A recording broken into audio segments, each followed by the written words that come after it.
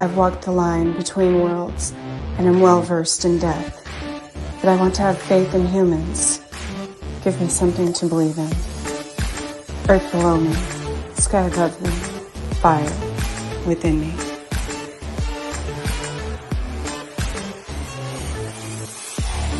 Brought to you by UPRN Network.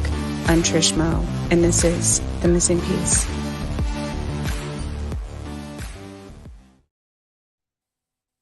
Welcome, everyone.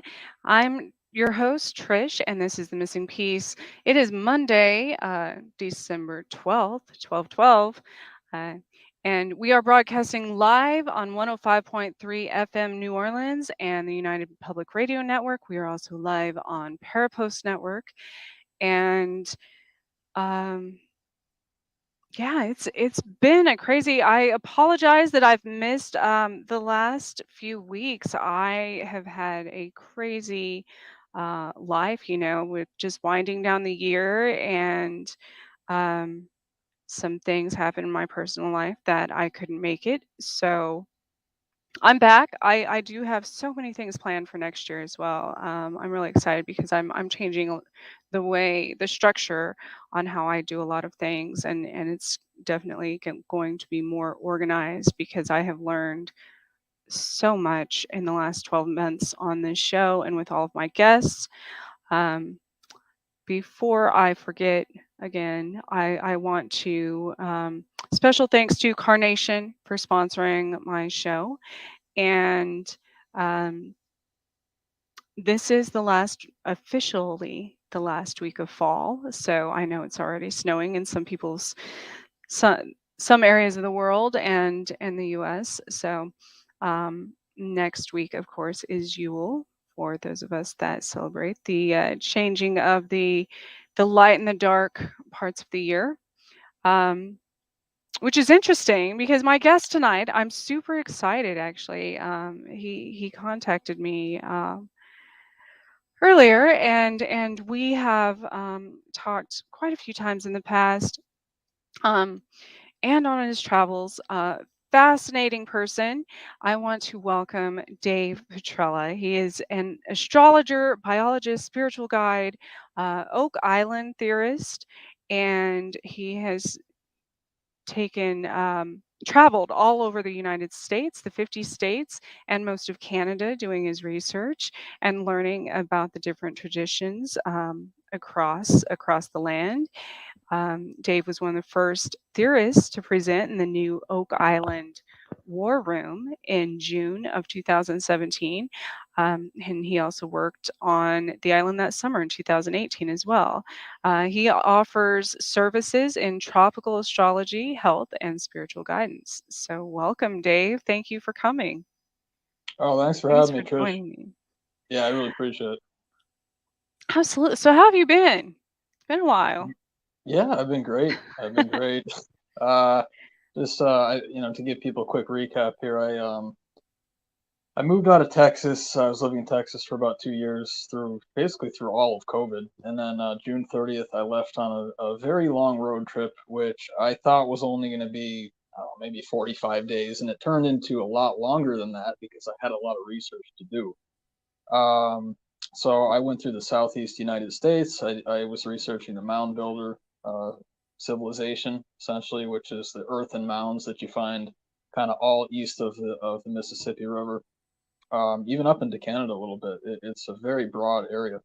And then I continued on up to northeast to New England, where actually I'm from originally, and I did more research on the stone chambers. There's a lot of these really mysterious stone chambers up in the New England area. um, it's very strange. I mean, the entrances are only a couple feet high, oftentimes, and most of them are oriented to solstices and equinoxes.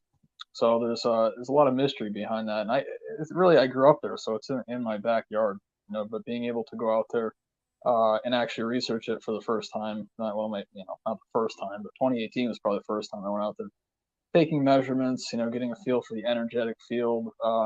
I bought an EMF meter for this trip specifically, which is an electromagnetic frequency meter. If people are not aware of what that is, it's often used in paranormal investigations as well, but you can use it. even in your house, just to make sure you're not, blasting yourself with Wi-Fi or you got stray electricity flying everywhere. So it's a really useful tool. Then after that, I started with the LDS story, which is formerly known as the Mormon religion. Joseph Smith, who they say is the prophet, was born in Vermont. And I started in Vermont and I did the entire church history trip all the way through Missouri and then actually in through, kind of the Midwest there through Kansas, through the plains. And then I continued later on up through Wyoming and into the Pacific Northwest. Well, Salt Lake City, of course, which is where kind of the story sort of ends.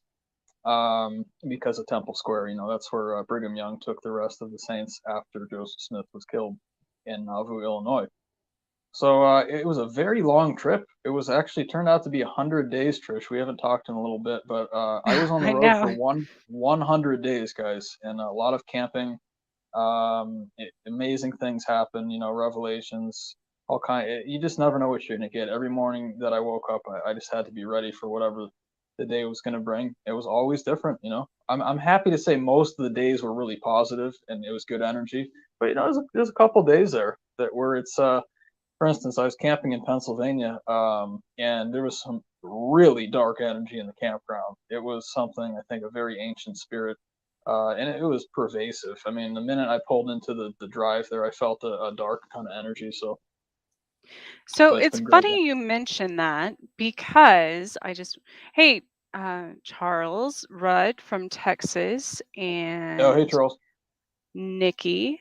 Um, Hey, Nikki. Thank you all for joining us. What I was going to say is it's interesting you mentioned Pennsylvania. I don't think we talked about this because um, so when I was on Chasing Prophecy, they're all located. My co-hosts were all located in Pennsylvania as well, and um, another couple that are hosts um, on the network on Horsefly Chronicles, they also live in Pennsylvania. And so, and then I have quite a bit of relatives in the New England area, and I moved from New York, of course. So what's interesting though about that, you say that's a dark energy.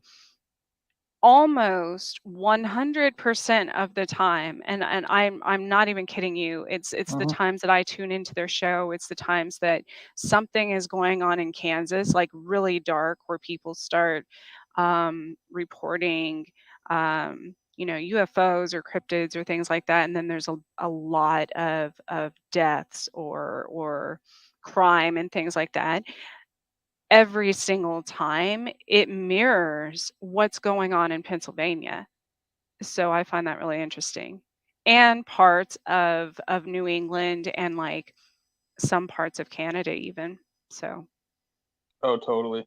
Yeah, the way I think of it, really, it's a world grid. So you've got ley lines. Of course, astrology comes in behind everything. Of course, that's what I mhm. teach in some astrologer. But when you have what are called the daily transits, which is where planets are on a specific day at a specific time, that's affecting the entire Earth, and it Right. affects individuals differently depending on on your own birth chart, which is, of course, where the planets were at the moment that you were born. So those two interact with each other. It also interacts with what I call, I guess, the Earth timeline, and it interacts with the local land, and the local land has different types of energy based on the rock structure, the bedrock, if there's magnetic rocks and things based on what's happened there in the past. Mhm. There's all kinds of things. Sometimes it can be projected by the people that are living there. Oh So yeah. when I know you're aware of that too, but when I go into these areas, I don't know which one it's going to be. And sometimes it takes me a few days to be able to feel where is this energy actually coming from. I went to Kecksburg too, Trish, which is of course really well known for the UFO crash. This Where's was Kecksburg? yeah, Kecksburg's Pennsylvania is just south of Oh. Pittsburgh, and it's where there was a fairly well-known UFO crash. Supposedly, some people think it was part of the Nazi bell. If you've heard of that before, Die Glocke, I believe is what it's called. They claim it went through a time machine or a portal and ended up in Pennsylvania, across a large span of years. But Right. and so I never have an idea of what to expect when I go into these places. The one thing that's important is just to make sure that you have your own protection. Have your own shield up, be able to kind of feel through the spirit world and see what feels right to you, what doesn't, and trust your intuition. But at that particular site, I actually was, my feeling was that, oh, this might be a little bit weird. I don't really go looking for things like that anymore, but I was passing right through it. So I said, yeah, of course I'm gonna go. In a worst case scenario, 5 minutes, I'm like, okay, I'm out. I'm not doing this. And I know when I feel it, and then I would leave if I had to. But I was standing right there in front of that memorial up on the hill there. There's a UFO craft that looks like an acorn, essentially, was the description. And it's a memorial to the occurrence. And I was standing there. I'm like, I actually feel fine. I actually feel pretty good. But when I got up on the ridge and I was headed out of town, I did sense something in the general area. Whether it's an energy or a presence, I don't know. When I was looking out the ridges and the mountains and stuff, I'm like, okay, yeah, I can see how this would have happened here. So that was just one day, and you really want to see it in different weather patterns too. You want to Hmm. make sure that you're actually in the same state of consciousness when you're perceiving it, because that will also alter your perception. So it's a very very involved process, as you know. You have to be aware, be open, but also go in with protection for sure. People don't realize even that food can 100%, especially around like full moons and stuff, can influence or manipulate your intuition as well, especially modern day food. um, that's processed and things like that. That's why a lot of times animals naturally fast around different planet or moon cycles. Have you seen that actually in practice, Trish? Have you seen animals doing that? Yeah, well, my own, and I know that I 100%, um, my intuition is so off if I, say the full moon lands on like a holiday or something where people, aren't working and eat a lot and things like that. Yes, it absolutely can render my awareness, Hmm. my intuition, everything depending on what it is I'm eating or drinking. Or there's even some religions and cultures that um won't do things like boil water. um they will not eat or drink anything that has been boiled in water around a full moon, because it changes, um what's the word, like Probably the changes. ionic structure of the water, literally the energy of the Oh, water. okay. And what I would say immediately is, for me, the reason for that right off the bat is the fact that the moon rules Cancer, and Cancer is a water sign. Well, yeah. The moon only rules one sign, which is Cancer. The moon and the sun Mhm. have each one sign. The sun rules Leo. But yeah, I mean, even the tides and everything, the moon is very closely connected with water. And also, you know what, Trish? Honestly, since you bring that up that way, my other thought is that it's probably going to also restructure the water in your body. Which, Mhm. there's a question is how much can you actually do about that if it's some kind of a reaction in physics, Right. or metaphysics. So, and the other thing about the moon too is that, according in astrology, the way I teach it, the moon is also that's actually considered a planet. It's not considered a moon. It's far too large for the classification generally being a moon. But in astrology, it occupies what's called the first heavenly sphere, the first heaven. Sometimes it's called the first lady of the sky. And the thing about that is that it's the closest body to the Earth. We all know that. We all know that.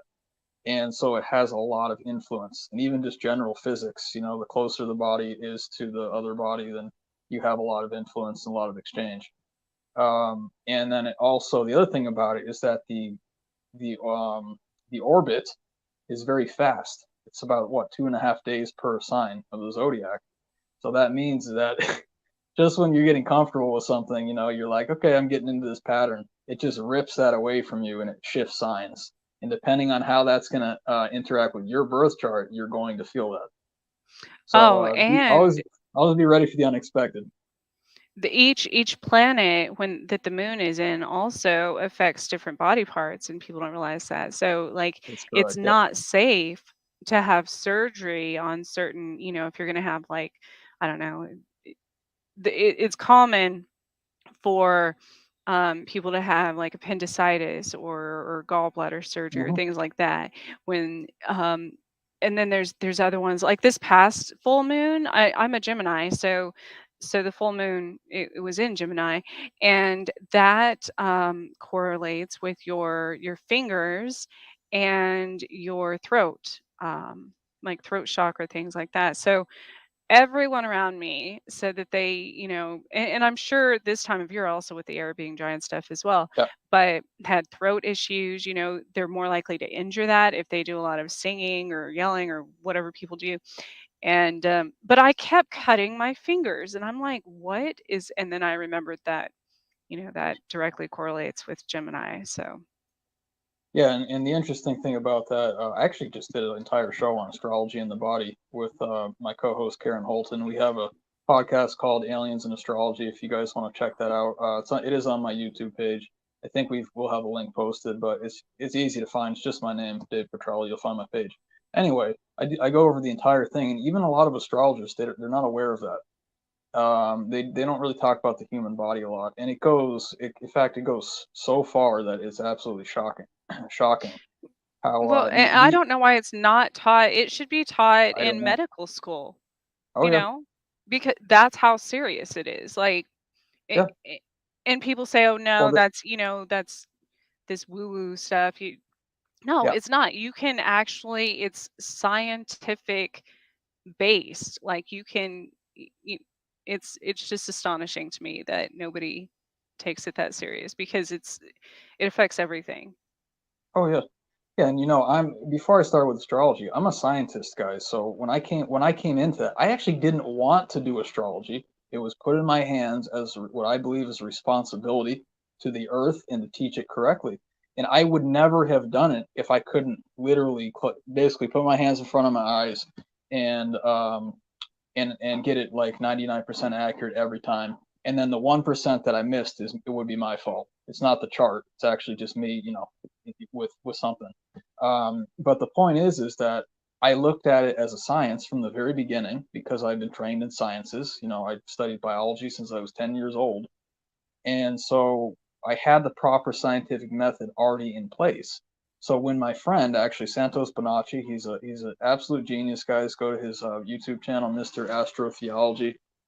He's pretty much essentially the number one flat Earth guy on the planet right now. He's a What's world his class. name? His name is Santos Bonacci, Bonacci. And he's world class astrologer. He also teaches about human sovereignty and the corruption of the world and the ruling families and all this stuff. He's just absolutely brilliant. I actually learned the basics of astrology from him in 2015. And the thing that happened was I gave him a chance because actually the information that he had about the Eastern teachings of the human body, Eastern medicine, and also about how astrology is in the body, and about the sacred spinal cord fluid, and all these topics that you never hear about in the West, not even one time at all. For me, I'll speak for myself. And then what I did was he had some suggestions about videos to watch if you enjoyed his video, and I said, "Wow, yeah." He actually completely changed my life. And in the side column were videos about astrology. And the reason I gave him a chance was because he completely knocked it out of the park with the esoteric side of biology. And so I already trusted him, and I said, all right, if someone like this who brought this to me, which I've been waiting for like my entire life. This was when I was maybe about 26 or something like that. I found this on YouTube. I said that, yeah, if he brought that to me, I'm gonna watch every video that he's done, and that's kind of what I do. Is if I really build trust in someone, I'll watch all of their work. I want to know, because if you got a good bearing on that, chances are you probably have a good bearing on some other stuff too, and it makes sense to like pay attention to that person, even out of respect too. So I watched the astrology videos, and then I just took it into the field with me. I did my own birth chart. I did my friends' birth charts. Then I started to do birth charts for people that I didn't know. And I was able to place it in the proper sign every time. It made sense. It completely fit.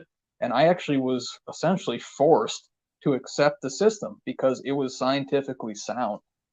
It Mm-hmm. wasn't my opinion, or what. I didn't do it because I wanted to. I'm not Right. like trying to be. I'm not even. I'm very straight, actually, very straight down the center kind of person. Even though I go into all the fields, but I'm not trying to be counterculture. I'm not trying to be cool. I'm not trying to get attention. I'm doing it because it's a science. It's actually a science. It was not. It's not taught as a science now. It's taught as a pseudoscience, and people know it from newspapers and horoscopes and all this stuff. But actually, it was called the science of light in ancient Egypt, and between ancient Egypt and ancient Mesopotamia, the system of tropical astrology was developed. And it was taught as a science because it's all mathematics. In fact, Mm-hmm. it's actually all numbers. If you really want to break it down to how it actually works, it's all angles and Yeah. numbers. And I Numerology. don't.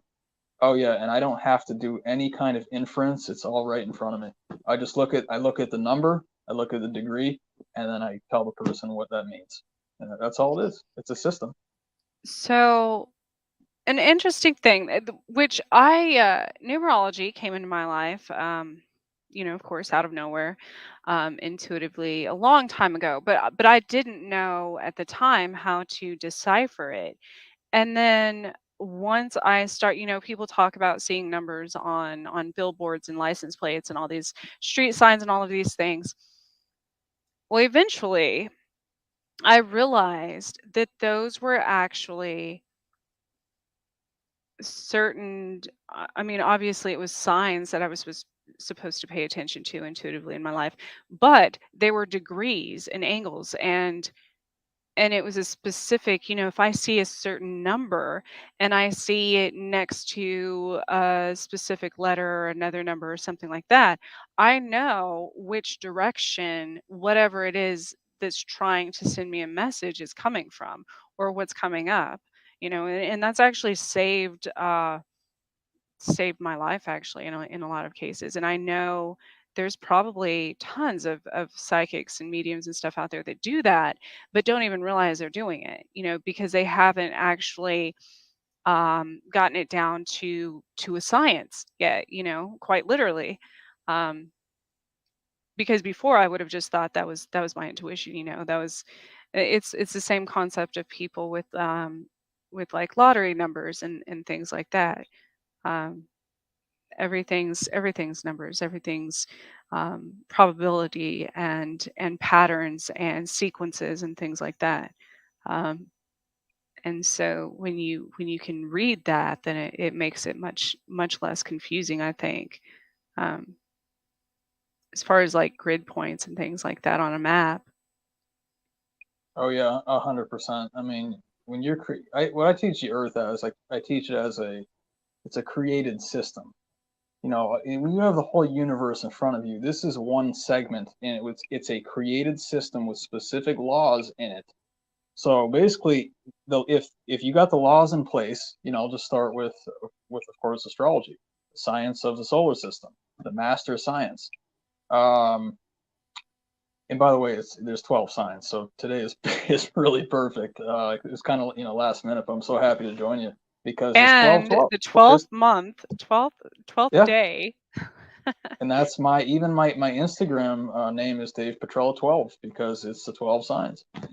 But the thing about it is that it's really you have to understand it is that in order to give any kind of system, when I say system, I'm talking about the Earth system, which includes the Earth plus all the planets and stars and everything, especially the stars that are within the what I would call the 10th sphere. Anything inside of that is part of the Earth system. Um, and it's anchored with the sun, of course, because the sun gives light and power to everything in our solar system.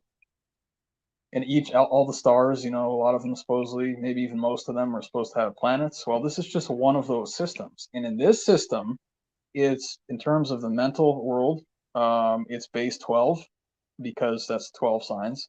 And in the model of cosmology that I teach, the 12 signs of the zodiac actually exists in what's called the eighth sphere or the eighth chakra. The spheres and the chakras of the human body are actually equivalent. So when you're Okay. talking about the stars and your mental world and the entire zodiac, it actually exists above your head, like right about here, above the seventh chakra and the eighth. And that's also why we see the one that comes to mind, the clearest for me, is actually the Virgin Mary, is that she has actually like a crown of stars, and it's not like on her head, it's actually like a little bit above her head. You see the stars are sitting up there, because that's where all of the mental energy comes in through the eighth chakra, through the mental sphere, and through the eighth sphere up there. Um, and so all of the zodiac actually exists up here, technically. And then when No, you come down, I just want to add one more thing, Trish. When you come down oh, to the physical world, which is the human body, that's base 7. And that's where the 7 chakras come in. And that's the 7 traditional planets. And then on top of that, all the 12 signs are also physically in your body, starting with Aries up here. And you mentioned Gemini. Gemini is actually where the body actually truncates. So right here at the base of the neck, that's where it splits out into 2, and it includes all of your arms and the bottom part of your throat. That is Gemini, and that's the reason for that. And that's also why when you get to Gemini during the year, the season of Gemini, which is roughly May 21st to June 19th or 20th, somewhere in there. It's the reason that it's the other reason it's a dualistic sign is because it's actually branching the spring season with the summer hmm season. So the spring is on this side, that's one of the twins. The other twin is on this side, reaching out to summer. So you got Gemini there at the top saying, "Oh, I'm going to bring these two together with the two principles," and that's where you kind of get yeah, that it's from. right But in the middle. exactly, exactly. But all of the signs are also in your physical body. It's all integrated. It's hard to say it's one thing or another, but the easiest way that I teach it is that the physical world number is 7, the spiritual world the number is 12, 12/13. Now, yeah, that's what I was going to ask. What is your opinion or thoughts on the 13th sign being, oh, is it Ophiuchus? Ophiuchus, yep. Okay, yeah. Well, And Ophiuchus, of like the course, is Mayan theory of, even 13 months. right. Well, it is a very important topic, and I want to set this straight. I've spent a lot of time with this. There's a lot of things I can say about it. I'm going to try to make it as simple as possible. The first part is that 12 and 13, they go together. It's like kind of like a pairing. 12 is kind of like the last step. Um, it's kind of like the completion step, and then 13 is the result of the completion. So when you hit 13, there's no more work that has to be done. You have ascension, or you have the mastery. That last step is the step where you relax. And it's the same thing with 32 and 33. 32 is the last time you do work, and then when you get to 33, you get to enjoy and bask in the glory. It's a So, master number. oh, absolutely. So the thing with Ophiuchus, I'll talk about this first, is that the sun moves through what's called the ecliptic. The ecliptic is the path of the sun across the sky over the course of the year. And the reason we have the 12 zodiac signs is because the sun passes through those 12 signs, which means I think it's within 11 degrees or something like that of the ecliptic. All of the main signs of the zodiac occur within that small bracket. So it technically also goes through Ophiuchus, which is between Scorpio and Sagittarius. But the thing about it, and this is coming from me because I couldn't find good answers. So I'm looking online. I'm like, all right, what do people think about it? What do I feel about it? And the thing about it is that it does go through Ophiuchus, but it goes through the very bottom of the constellation, where the main stars of Ophiuchus are nowhere near where when the sun passes through Ophiuchus, the main stars of Ophiuchus are nowhere near where it passes through. The closest main stars that it passes through are actually the stars of Scorpio. So what I say is that the influence is still coming from Scorpio because the stars are very close to that, and the stars of Ophiuchus are way off on the other side. So it does technically go through it, but the influence is coming from Scorpio because those main stars are much closer to the ecliptic than the stars of Ophiuchus, if that makes any sense. The topic of the 13 moon calendar. This one is extremely important. Um, there's some argument. It's actually a good argument that it's more accurate to have a 13-month calendar than a 12-month calendar. And I don't have my calculator in front of me, but if you multiply 13 times 30, you get very close to the length of the year.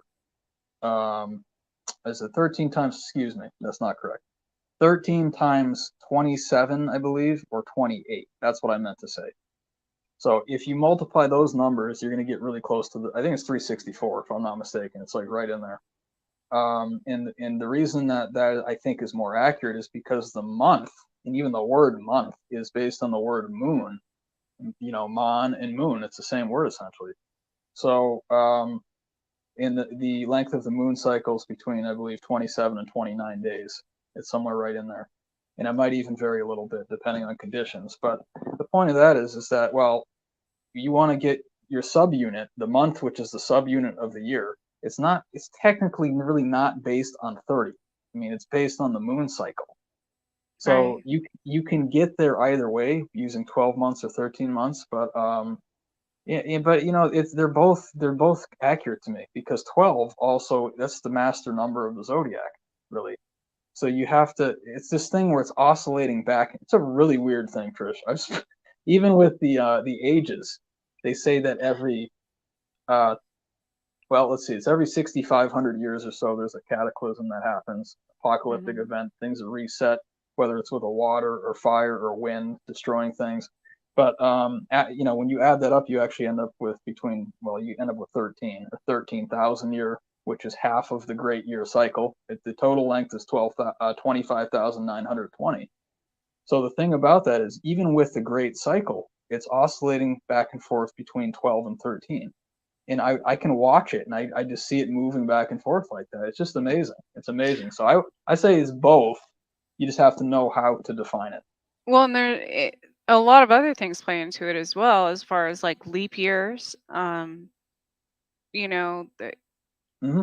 our our basis, I guess, our concept of time is very simplistic.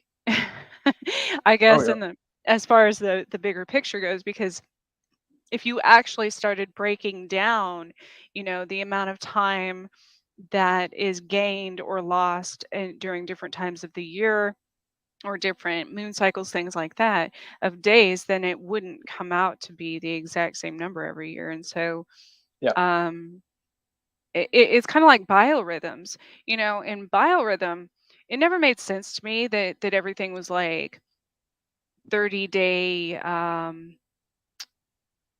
challenges for things, or 30 days, in hypnosis, like to a different mindset, things like that. It actually takes the human brain Hmm. 33 days to actually even grasp the concept of like habitual change. I see that a lot in fitness too.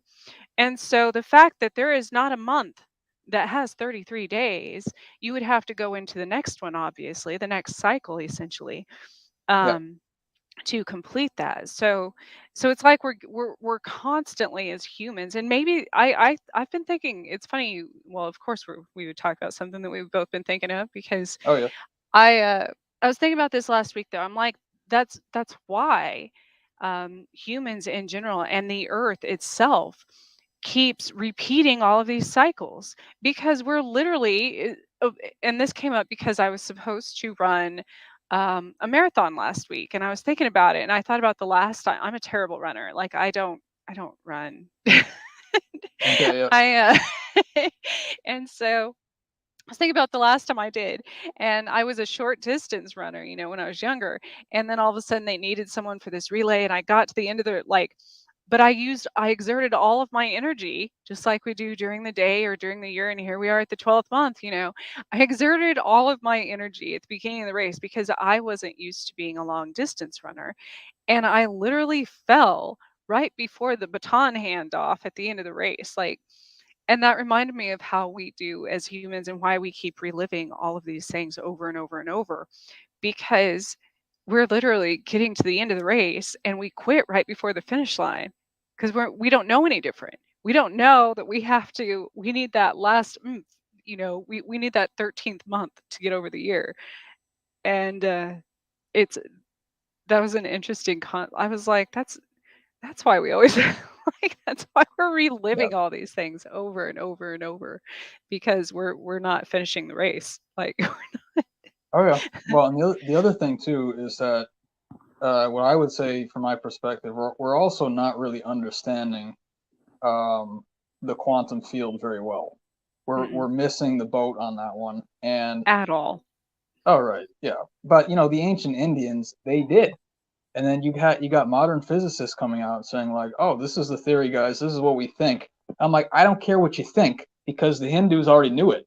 You want to Hmm. read their texts, guys? It's actually in their texts, and they're very comfortable. Even Native American tribes very comfortable talking about portals and quantum physics and all these things. Yes. Why is it so hard for the mainstream? And it might be a control mechanism thing. And it's also ignorance, I think. Um, but the thing about the human body, and you mentioned earlier that we don't realize how much power we have. Well, back in the beginning, in ancient Egypt, maybe even pre-ancient Egypt or pre-Pharaoh, they were teaching the real ascension teachings. By the time you had mummies and stuff like that, they were already missing the point. I mean, I'll argue that one to death because no pun intended, or maybe pun intended. But the point is that they're saying, oh, let's put the oil and the salts, let's put it on the outside of the body after the person's died. Let's remove the organs and all this stuff, and they'll one day reunite with their body. Well, last time I checked, I'm not trying to be offensive, but the last time I checked, when you go into an Egyptian tomb, there's still a body there, and it's in decomposition. So to me, it doesn't seem like that worked out too well. Now, maybe it's a different timeline. Maybe they're waiting for the future.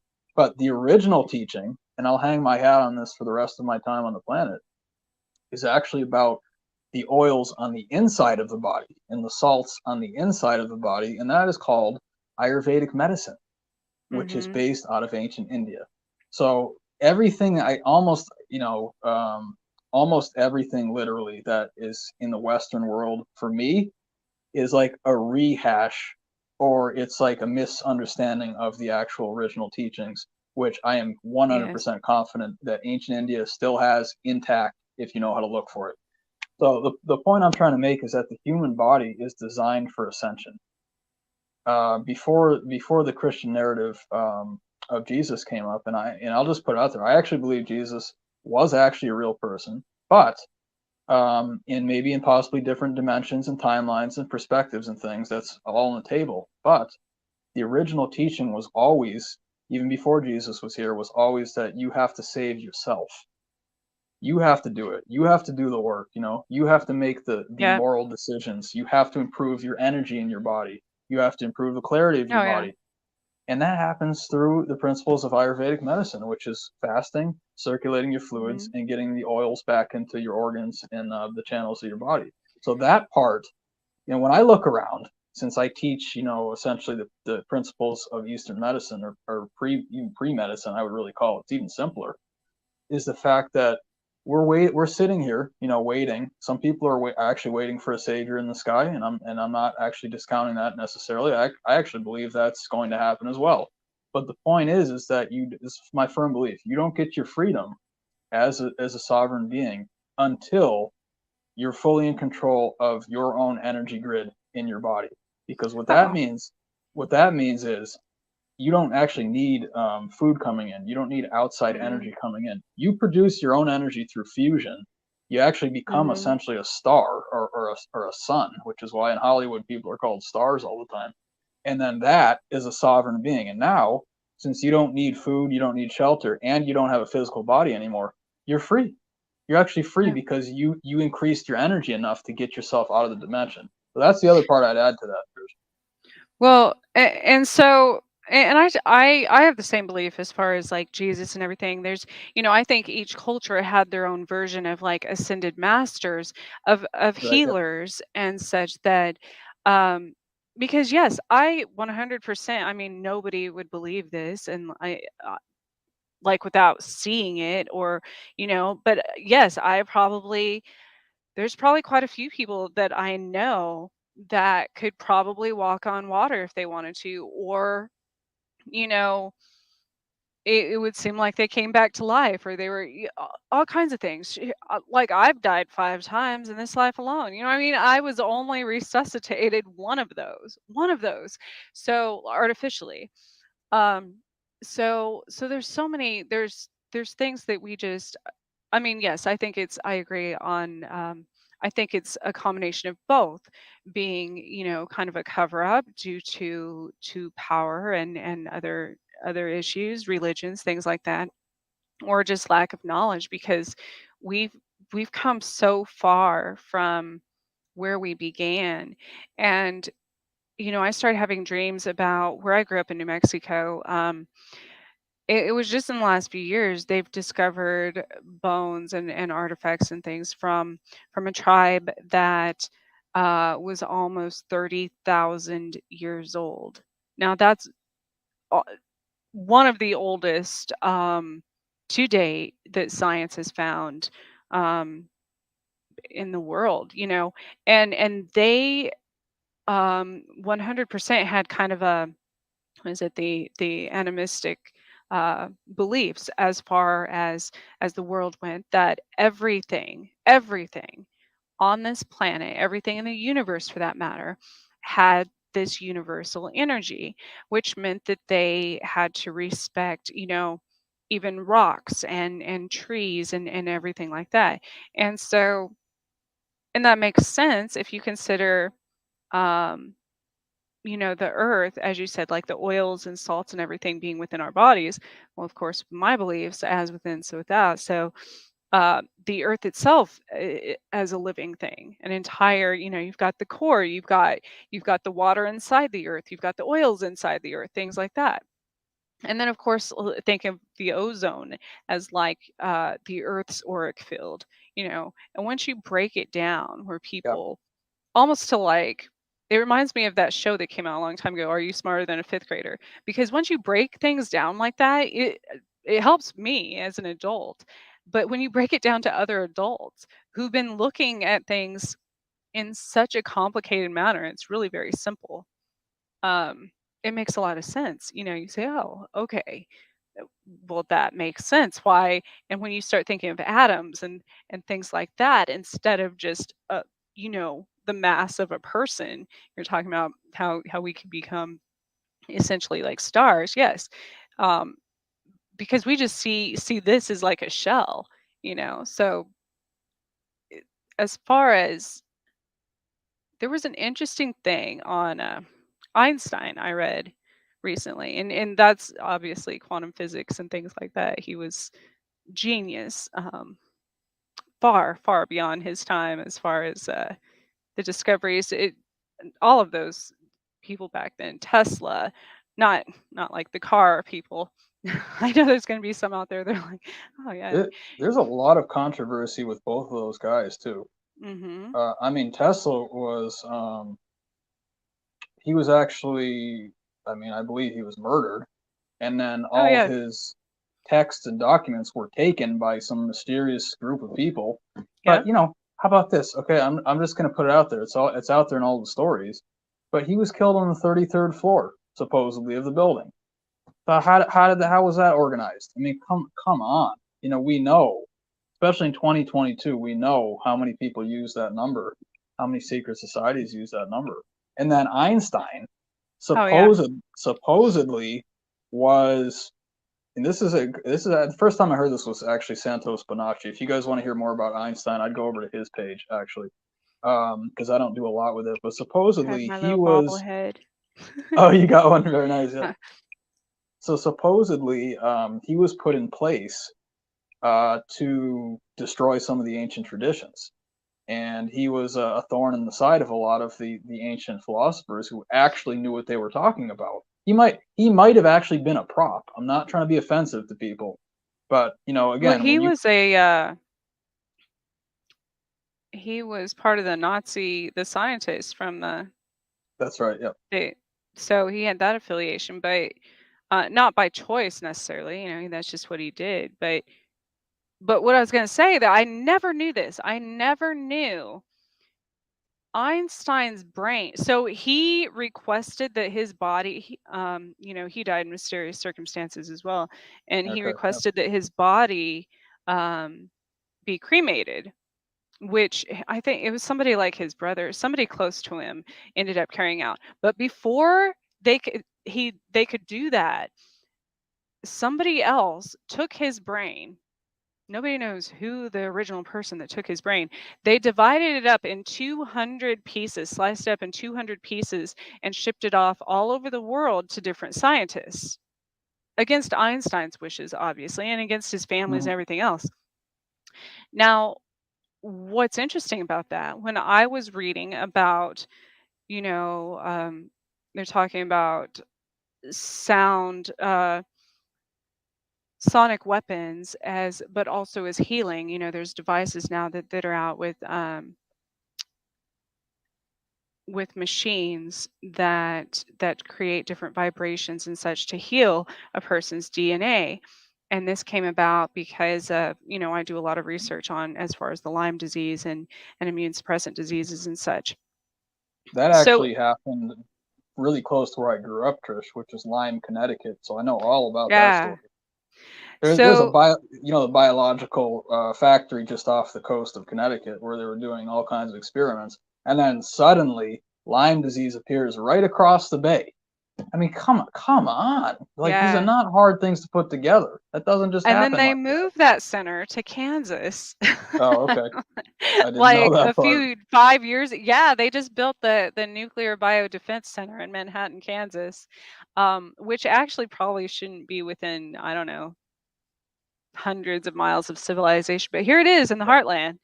Um, so that's the new Plum Island, basically, and so, but with Einstein, what I was going to say, his brain being spread across the world, and when you think about the sarcophagus of like Egyptian um, pharaohs and things like that. So this report said that they didn't need the actual body of a person, or even like say you wanted to heal yourself with one of these machines, you only need your DNA there. You don't have to physically be there to enable this machine based on the vibrations and such to heal you. Wow. Okay. So you could take a piece of like whatever, your DNA, your hair, anything, um and essentially go to work, do whatever. That's what this was advertising, and leave that there to heal you remotely. First of all, okay, all you witch hunters out there, isn't that essentially the same thing? Second of all, Yeah. I find that interesting because with all these mummies and stuff that are being um, that are touring the world, that were buried in these tombs, and we take them out and we're digging up bodies of all of our ancestors and all these things just to study science. But the same with Einstein's brain, and this report got into why he didn't want his body. He wanted to make sure that this one person knew specifically to make sure that he was cremated. And I'm assuming that's why, because remotely you can manipulate anything, anyone for that matter, because it- and then that branches off to everyone a person's related to. So when I explain how people from the beginning of time can have the living, Christ gene, or um, v- various religions explain it a different way, but so when a mother is pregnant, I learned this because that's one of the times I flatlined was when I had my son. Not only does the mom pass healing cells to the fetus if needed, but the fetus can also um, exchange to the brain, directly to the brain, healing cells to the mother. Now, if you think about that, then that would live on forever as long as people are alive, because it would keep going on to the next one and the next one, and the so we're always connected in that way to everything. So if you get a person's DNA that has a bloodline and ancestry that goes back to the beginning of time, and you manipulate their DNA, it's going to affect every single person along that bloodline, which would be everyone. Oh yeah, and the Earth grid too, because Yeah. everything that changes. I don't know if you probably. I'm sure you've noticed this too, Trish. But anytime a high-profile person dies, I feel a vacancy in the grid, and I feel it shift.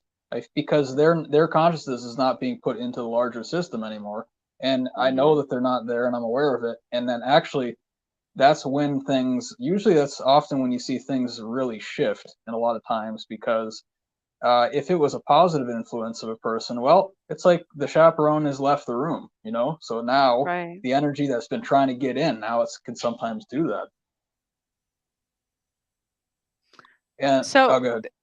oh, I was gonna say that brings up what we were talking about, kind of before the show, as far as other now, you were talking about we're kind of seeing past the veil and being able to discern between good and evil as far as uh I guess spirits and extraterrestrials and things that could be a walk into human bodies. But what is your opinion of that on the future of other um outside influences, I guess? Trying to come into human bodies, you're saying? Well, trying to, if humans have finally secured maybe our um well, we're still on the risk of extinction either way, but if we finally secured um being able to discern between spirits and extraterrestrials and things like that influencing our bodies. But there's so many theories that, you know, plants are actually farming us, or that like there's the whole democratic human extinction um theory, that they're trying to make humans go extinct to save the world and things like that, or the machine base like AI taking over. Yeah, definitely. Well, all that stuff is really coming into the limelight now. I mean, it's become very apparent. It's really obvious, even over the past like 3 years. It's just gotten. Mhm. Oh I yeah. mean, I get in terms of bot messages and stuff. Like, I actually asked the person, I'm like, look, I'm sorry, man, but I actually don't think you're a real person. So, and I'm not being disrespectful, but if you are, then I want you to prove that to me right now. And if you're not willing to do that, then we're not talking. Because you don't know who is on the other end, and most of Right. I actually think about half the time there's actually not a person there, and it's wasting my time. And it's also pissing me off, excuse my language. But it's like, look, I have things to do. I'm not gonna. It's not even a person. This is ridiculous. But the AI question, I think the battle between actually good and evil is largely AI driven, and some people think we're coming up on a resolution to that very soon. The pole shift. I know Frank Jacob is saying it's going to be in April. I'm not sure if he's still saying that, but it feels about right to me. We're about to go through another solstice, and then 8 days after that, we're going through part three of Pluto return. And I'll just remind people, this is for Pluto returns to the United States, which means the last time Pluto was in the position it's in now was when the United States was founded 248 years ago. It only happens once every 248 years, so no one on the Earth has seen this yet. And the thing about it is that it's kind of come in three parts this year. The first part was February 22nd, which 2 days after that, the war with Ukraine and Russia broke out, and I said it for like 4 weeks before that happened, Trish. And I'm like, guys, there's going to be a war. I'm sorry, okay, but you have to just get ready for it, and be in the right place, the right state of mind. And then July 11th was the second one. I don't know what that was because I was actually on the road. I wasn't paying attention to news stories and stuff. And then the third part three of Pluto return, which for me it kind of rounds it out. It kind of closes out the year, and it figuratively and actually is December 28th, which is 7 days after the equinox. So those get combined as if they're not powerful enough by themselves, which they are. So I can already feel I actually was started to feel the equinox about 4 days ago. It's called an orb, which means how many days on either side can you feel the influence of the solstice or the equinox or whatever you're looking at. I can feel it. I would say about probably maximum of about 2 weeks before the event happens. It doesn't get strong until about 7 days before. But as we're coming into it, I have not. I can't remember a month period. It's not even a month. It's probably 3 week period where I've been as busy with downloads coming in, talking to people, networking with people, doing shows. huge amounts of information coming in, things that I never thought, I didn't even think it was out in the grid to actually have access to. I didn't think it existed. And then suddenly all this stuff is coming in. A lot of this is related to these big events that are happening. It's also related to my chart, because it's not just what's happening in the sky at the moment, but it's what's in your birth chart, which is what you actually interact with every day when you interact with the world. You carry your own sky in your body. So that's the Right. first point of influence. Then it's what's out here. So what I'm trying to say is that it's going to be compounded. Once we pass the solstice, it's going to get, actually, believe it or not, it's going to get even more intense, and it's going to continue to ramp up until the 28th, and then, I mean, for a minimum of another 7 days after that. We're talking like January 5th or 6th, which also happens to be essentially right in the middle of Capricorn. So none of these things are random, and what I say is that when the Earth time clock was created at the beginning, I guess at the beginning of time, whenever that was, it was created to basically do things at certain times. And for me, when I watch the time cycles move through time cycles and different ages and stuff like that, all I'm really seeing is that whatever intelligent race created the Earth and created humans and created all this the system, I'll put it that way, all they had to do was, once they finished with the organization, it's basically like it's kind of like playing Legos almost. It's like, okay, so we're gonna create the house here, and we're gonna make the little people, and we'll put them out front. We'll put the plants in the front, stuff like that, and then they just stand back and let people enjoy it. It's kind of similar. It's that the system has been created.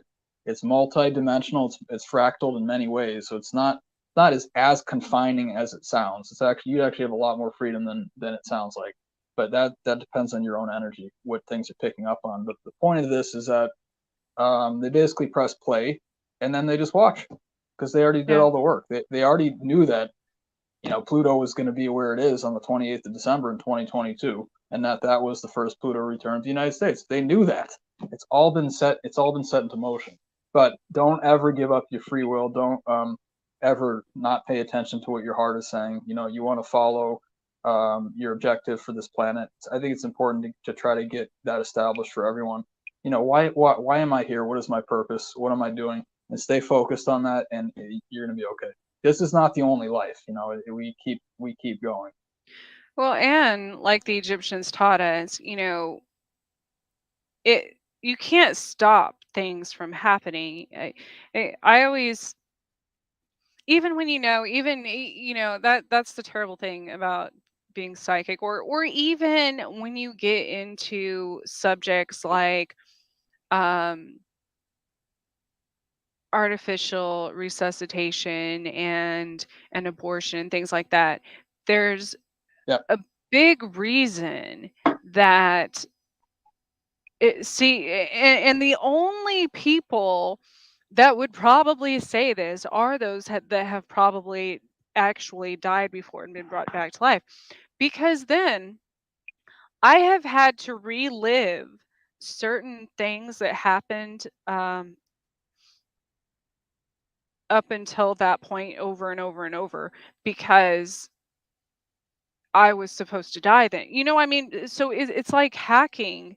It's a universal law thing, and Hmm. believe me, that when the more times you bring someone back, it's literally like. And I thought about this because I had some cut roses, and I was giving them. They always send you from like floral shops and stuff, that fertilizer stuff. It's supposed to keep them looking alive longer and like fresh and stuff, but they're cut, like they're gonna die. They're like, but Right. here we Yeah. are just feeding a dead you know what I mean? And that made me think about that. I'm like, that's not really doing anyone service to and the same with abortion. And regardless of a person's moral or religious or whatever thoughts about it, um it's it interrupts the universal law. And I cannot emphasize enough how much that affects a bloodline. I mean generations. Or people say, well, what if that child would have had um, a better life, or wouldn't have had a life, or what if they're doing it? whatever a person's arguments, to each their own. But I'm saying is there's things that aren't being considered when you think about that. When you think about maybe that was that specific generation's karma, maybe Oh yeah. whatever happens, and people don't think about that because I promise you, like I've realized in my own ancestry, my own bloodline, things happen um, to me on the exact same day in the exact same fashion that happened to one of my ancestors. Um, and so we're interrupting a lot of that by the same with like vaccines and stuff. And yes, I've had them like we as humans we only know what we know until we know differently, so a lot of times we don't understand. And that's what Nikola Tesla and Einstein and people like that, even Edgar Allan Poe died mysteriously for his, and his writings obviously were far beyond his time. Most people nowadays can't even comprehend what he wrote. um but that's the danger of those things, is that we don't realize the damage we're doing until 100 years later. you know we don't, to anything, to the earth, with AI, with any of that. All of those people back then, and look at all of the studies, even with the government, were way back in the 60s. They even had, cell phone, um different, already being invented, and things, and people can't, that blows people's mind in modern times, thinking that no, no, that's impossible. That they know, they wouldn't they have told us? Wouldn't somebody have told us? Wouldn't we have learned that? No. Um, and that's why na- by the time everybody caught on, it's too late. It's too late.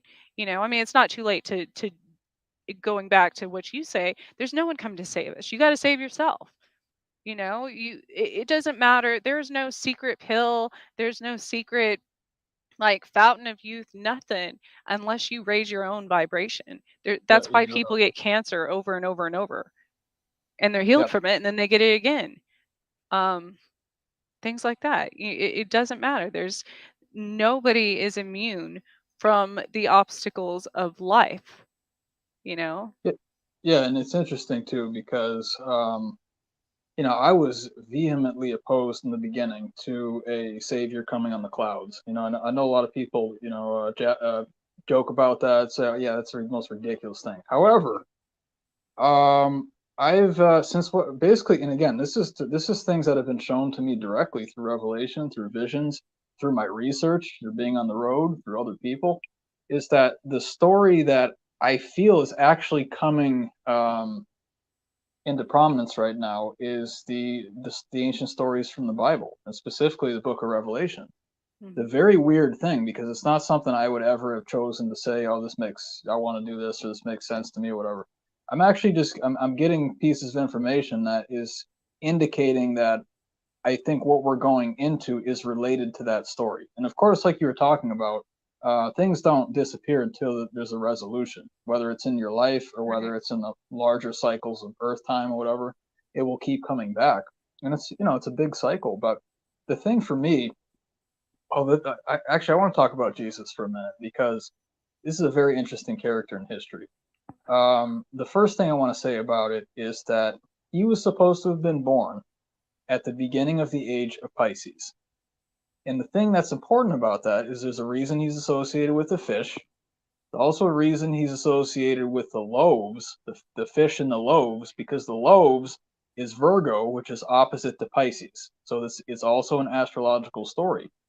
But the thing about it is that he came in at the beginning of the age of Pisces. I believe that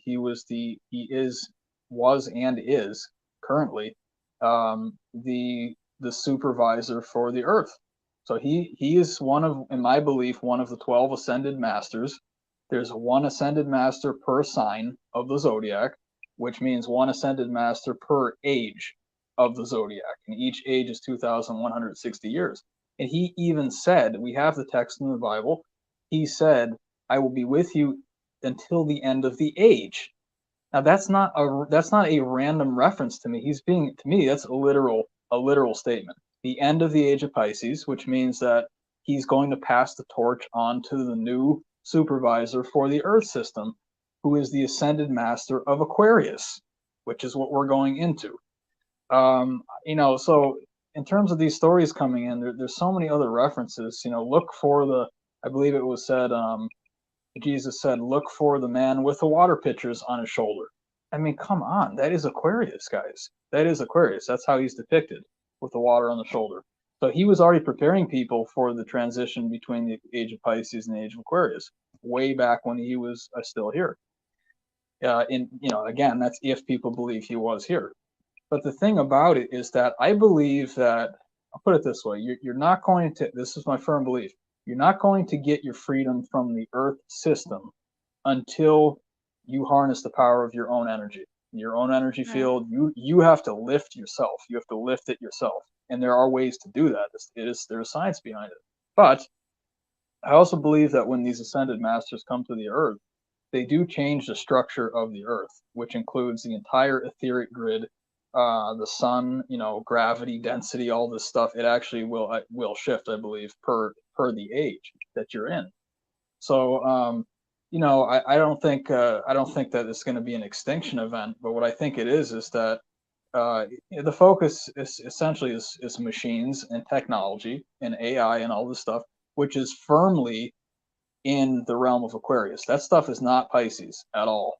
That is not Pisces material. That's Aquarius material. The space race, Aquarius. The being as a culture being quirky and having these one-liners and stuff like that. It's not really Pisces. That's Aquarius. So when you see the culture being influenced by that, and you see the signs, I mean, that was even said in the Bible too. Look for the signs. Look for the signs. They'll be in the heavens.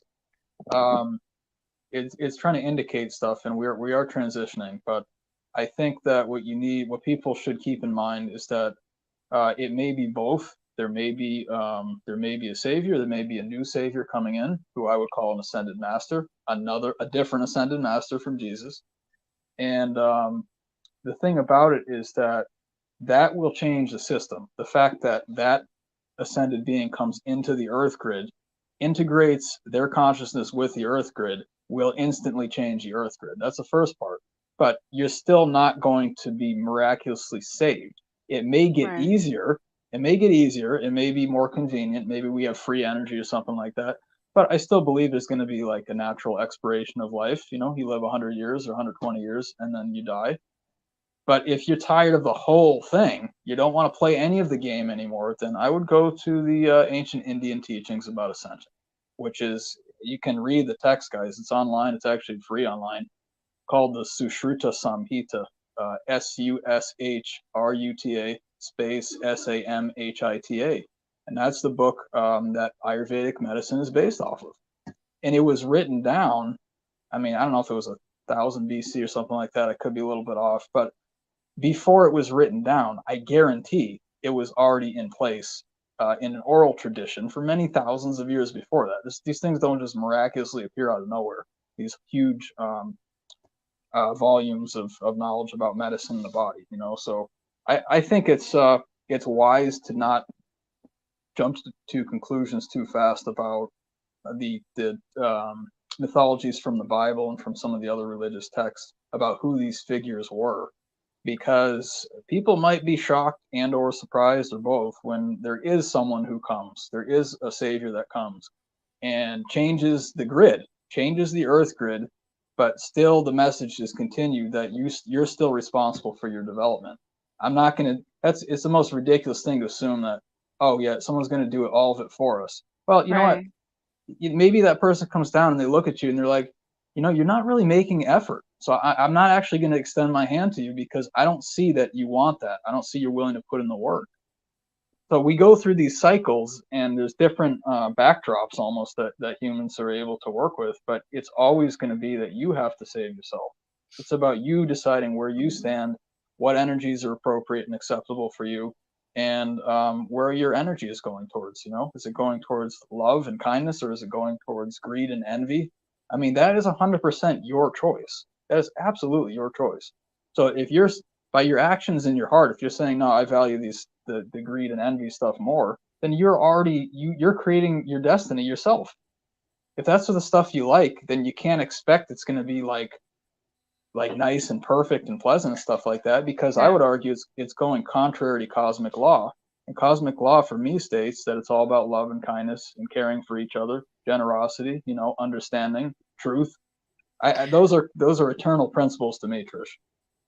Well, when I started this show, and people always ask me, they're like, "Well, as a medium, and as being on a network full of paranormal and supernatural and things like that, my show, I kind of made more of a variety kind of talk show, because I wanted to also mostly bring on people who had either transform themselves in their lives through terrible situations, and they're doing something for the greater of humanity now and helping other people. And I've had tons of people like that, and healers and spiritualists and things like that. And people always ask me, well, if you're a medium and you're capable of communicating with the dead, why don't you all the time? Okay, but exactly what you just said. most While most human spirits that are lost are obviously lower vibration, but anything else in the ether that is not a human spirit, that is n- almost 100% of the time, it is a lower level entity that was never a human, and vibrates at a much, much lower frequency than I do. And so I warn people in the paranormal investigation fields and such that you have to take a break from it once in a while. You have to, I mean, it's okay to do those things. I probably do like one investigation now about every quarter, I would say. So like 4 a year, because I have to lower my frequency Yeah, to meet theirs, to communicate with these lower vibrational beings. And I always tell my kids and stuff, think of yourself in the same manner. Who are you surrounding yourself with? What environment are you surrounding yourself with? What friends? What right. Yep. things like that? Because that absolutely affects your frequency. And I realize, like, especially with the economy and everything in this day and age, that people can't always help, with their jobs or things like that. But there are so many things that you could do to raise your frequency too. Just singing or petting an animal or grounding yourself, but no, we're not taught any of those things. We're not taught any of that. And the scary thing about the AI, well, first of all, they're battery operated, and they don't have a source of their own generated power like humans. Like, we could, like you said, essentially live without food or water or things like that. I've actually, I don't recommend this people ever, but it was a test when I started neuro linguistic programming to see if I could rewrite a script coding in my own brain and stuff and still be healthy and fully functioning on less sleep. And I looked at my statistics over almost the last year. I get 4 hours of sleep a night, and I do a lot in a day. And there's still not enough hours in a day. And most people would look at me and be like, how do you function on 4 hours of sleep? No, I don't do drugs. I don't even take supplements anymore. Again, we are fully equipped when we are born with everything we need. So you adjust your diet, you adjust it's like a recipe. You literally devote blocks of your time in this life to your mental, Yeah, physical, and emotional and spiritual health. And divide that out evenly and be balanced, and that's it. Like, there are no games, there's no secret. Bad things still happen to me all the time, but at least now I don't let them, completely destroy me. But if I'm around spirits all the time and going into haunted places and doing things like that, no, that brings I'll start getting sick. I'll start, yeah, things that don't normally happen, because that's what I'm allowing. That's what I'm And so you see investigators having heart attacks and strokes and like injuries and all kinds of stuff, because that's 100% their focus. And it's okay to do things like that, but the rest of the time, go do the historical research. Go, um, you know, try to find the more positive side of stories, because it, and I was thinking like the we have the global ghost hunt going on next year, which is going to be people all over the world doing it all on the same day, you know. And there's things that um it reminds me of like a Ghostbusters movie that where the people are actually, what if it's not like, what if it doesn't even influence the spirits? But what if collectively all those live people, that's what I'm more afraid of, is all of their energy at once focusing on something lower vibrational. What's that going to do to the Yeah, world? All at the same time, harnessing that power. I yeah, mean, absolutely, that's absolutely. Well, it's the same thing with when you got the monks gathering to pray together, Mhm. and you see that you read the news headline and oh my goodness, but hey, look what great thing just happened on 10,000 miles away.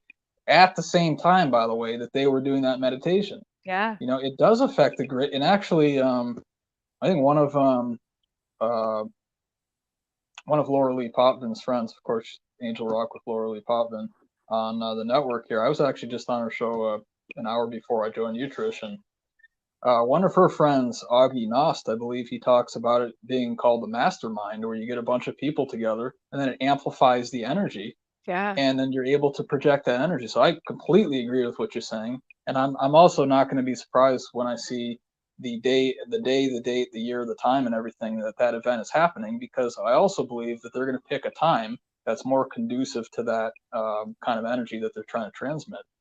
So it's, people Well, pick the dates as well.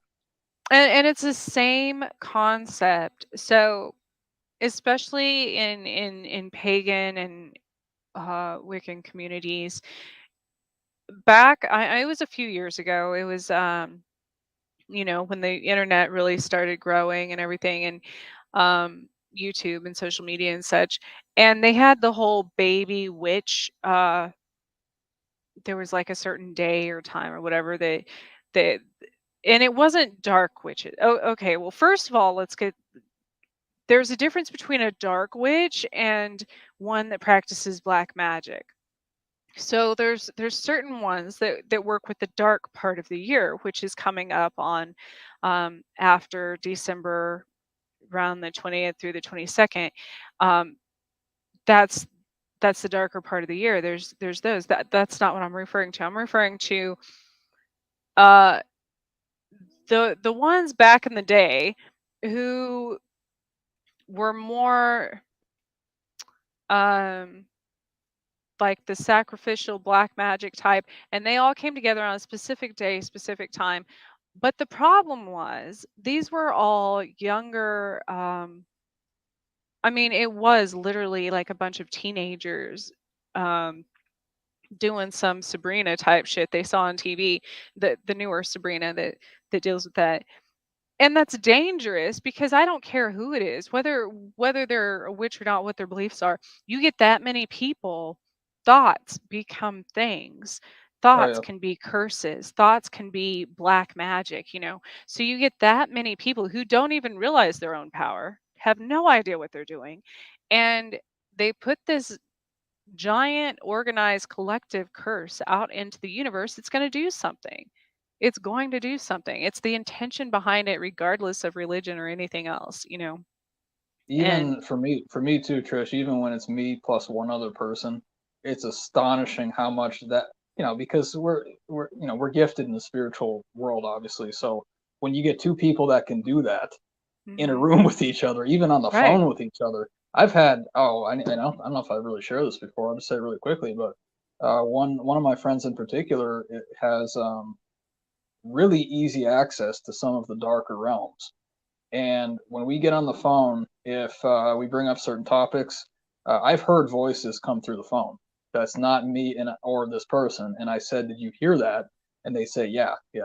Someone else is here, or whatever." There's very few people that happens with me, and I basically just ignore it, because if you don't give it energy, it's just gonna generally, a lot of times, it will just go away, because Right. it knows that it can't feed off of your field or whatever. So like, and I watch Michelle sometimes on her show, Michelle DeRoche. And it's funny, a lot of times when she has an experience, she just said, yeah, she's like, yeah, I know you're here. You know, what's going on? What do you want? What's up? You can't phase people. You can't phase really conscious and aware people in No. situations, in paranormal situations like that. They can try, and then they end up looking stupid, and then no one, I don't care if it's a human or a spirit, no one wants to feel foolish or stupid. So go ahead, guys, you can try, but it's not going to happen. Not here, not today, not with me.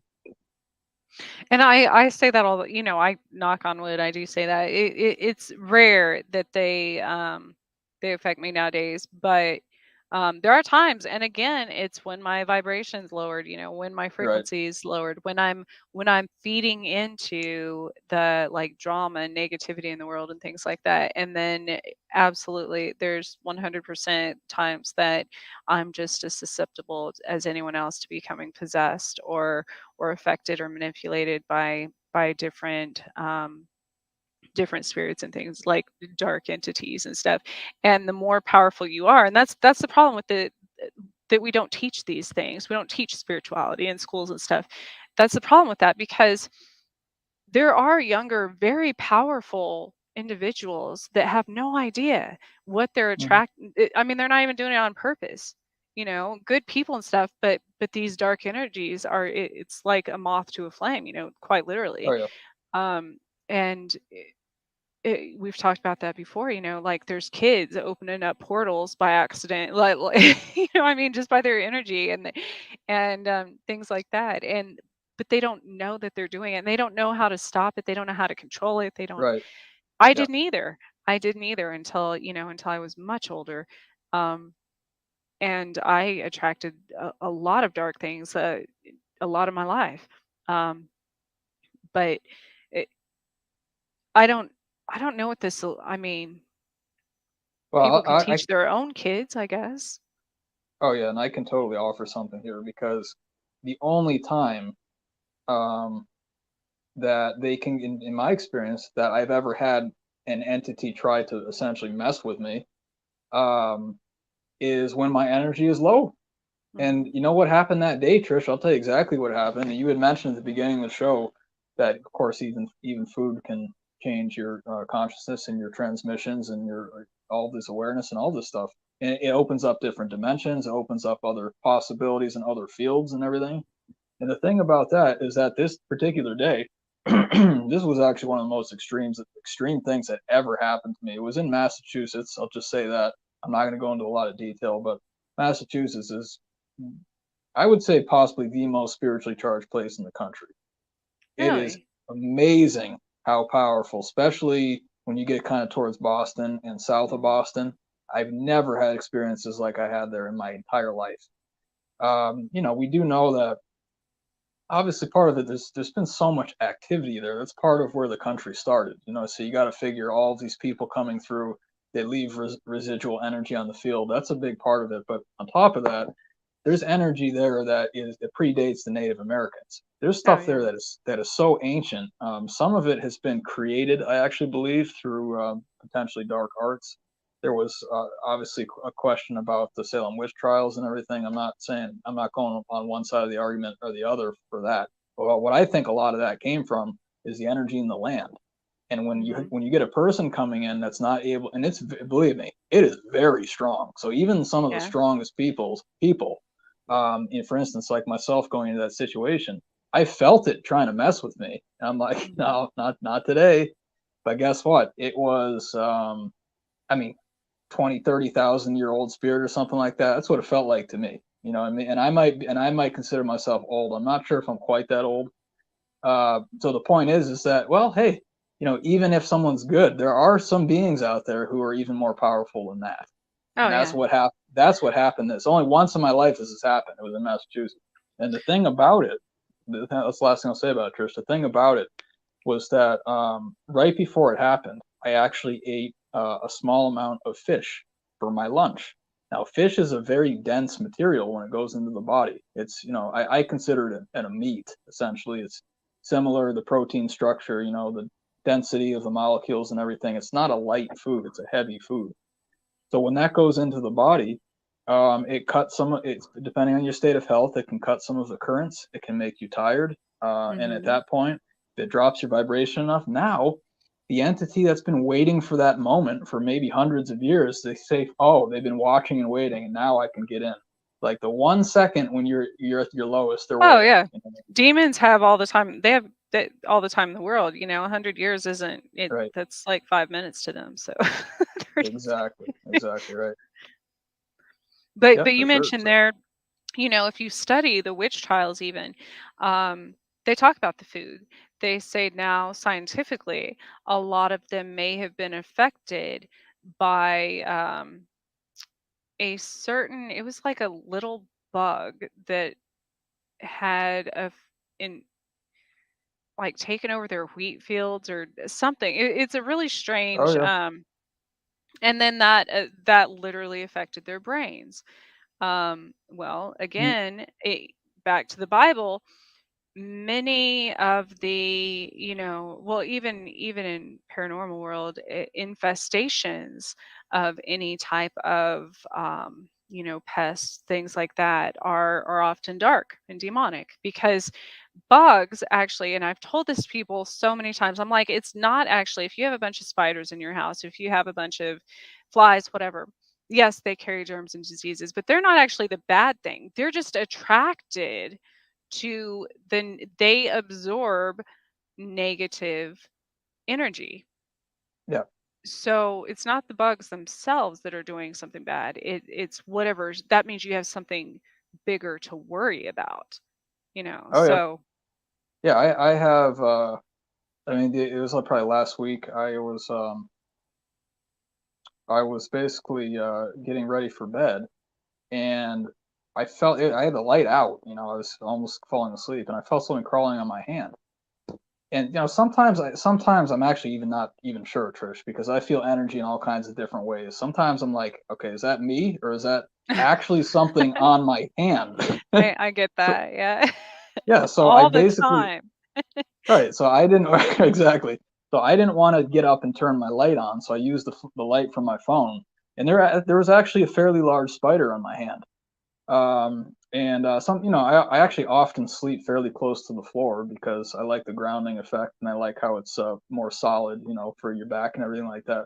So yeah, I wasn't off the floor. I wasn't that far off the floor. But the point is, the only night that happened was that one night when I had, not as high energy because they come in, they're drawn to that. I don't hold it against the insect at all. It's the same thing with the flies and mosquitoes.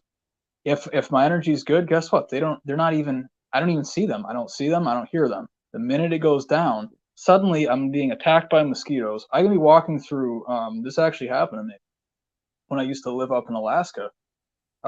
There's a lot of mosquitoes. There's a lot of standing water, and it's really untapped environment. So there's a lot of natural life thriving. And this was the very beginning when I started to kind of notice some of the stuff in terms of how energy attracts different things. But I'm walking through the woods pretty much every day. I'm wondering. I'm like, where are all the bugs and stuff? Where's all the mosquitoes?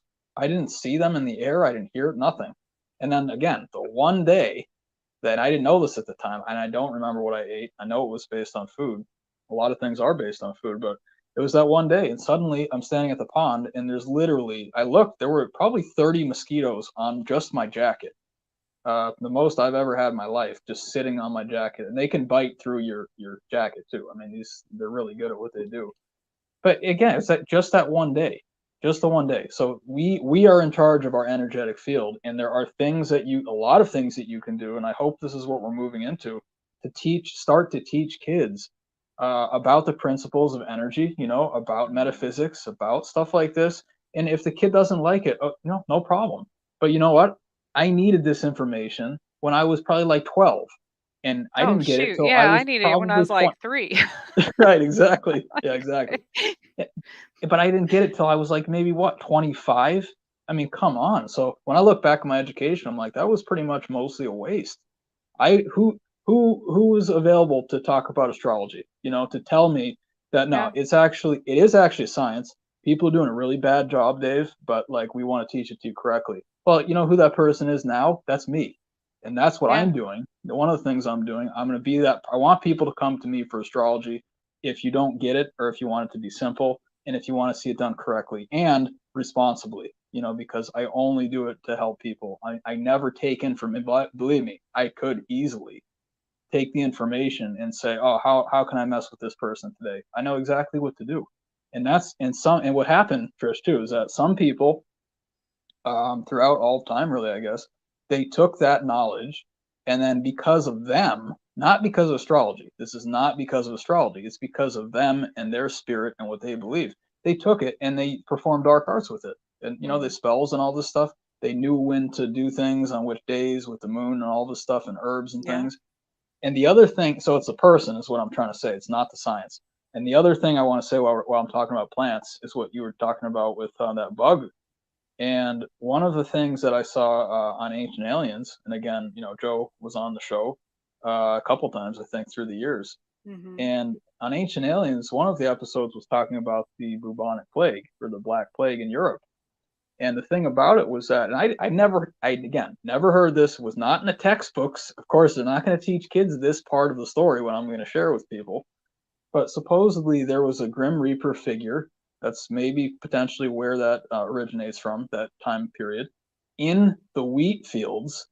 And supposedly he was spraying the plants with, I don't know if it was with his Sith, or what, I don't know what it was, or there was some people had described there's a mist coming out associated with this figure. And by the way, that's also been observed with craft before too. That craft come down Hmm. low over fields and they'll spray everything. And then Okay. suddenly you have these diseases popping up. Okay, well that doesn't sound like a natural process to me. It sounds like It's like intervention. chemtrails here in Yeah, yeah. Kansas. Um, Yeah, it's exact. In fact, that's exactly what it is. The other thing yeah. that I've heard about that is that there's often metal being sprayed down on the plants to change the soil Well, to poison there's the plants metal and in our stuff. food. There's Yeah, people, if people with one of the first things I did intuitively, I didn't even know I was doing it. I didn't even know I had that much metal in my body. When I was told I was going to die of Lyme disease and, doctors couldn't help me, was to detox from metal. And you don't realize how much is in the water, is in the food, everything, is in your hair products and makeup and things like that. There's tons. and um the petrochemicals too, Trish. oh yeah. And Should that's not another be in the thing I was body. going to say. When I talk about food, and it has to do with, by the time, even water, now most people don't have fresh water. um And I'm not talking about like fresh from a well or from a spring, because if you live in a city, obviously you don't have access to that. But cities are, by the time our water gets to us, it's so filtered, even whether you drink bottled water or it comes from the tap. In a city, they put chlorine and treatment and all this stuff in it.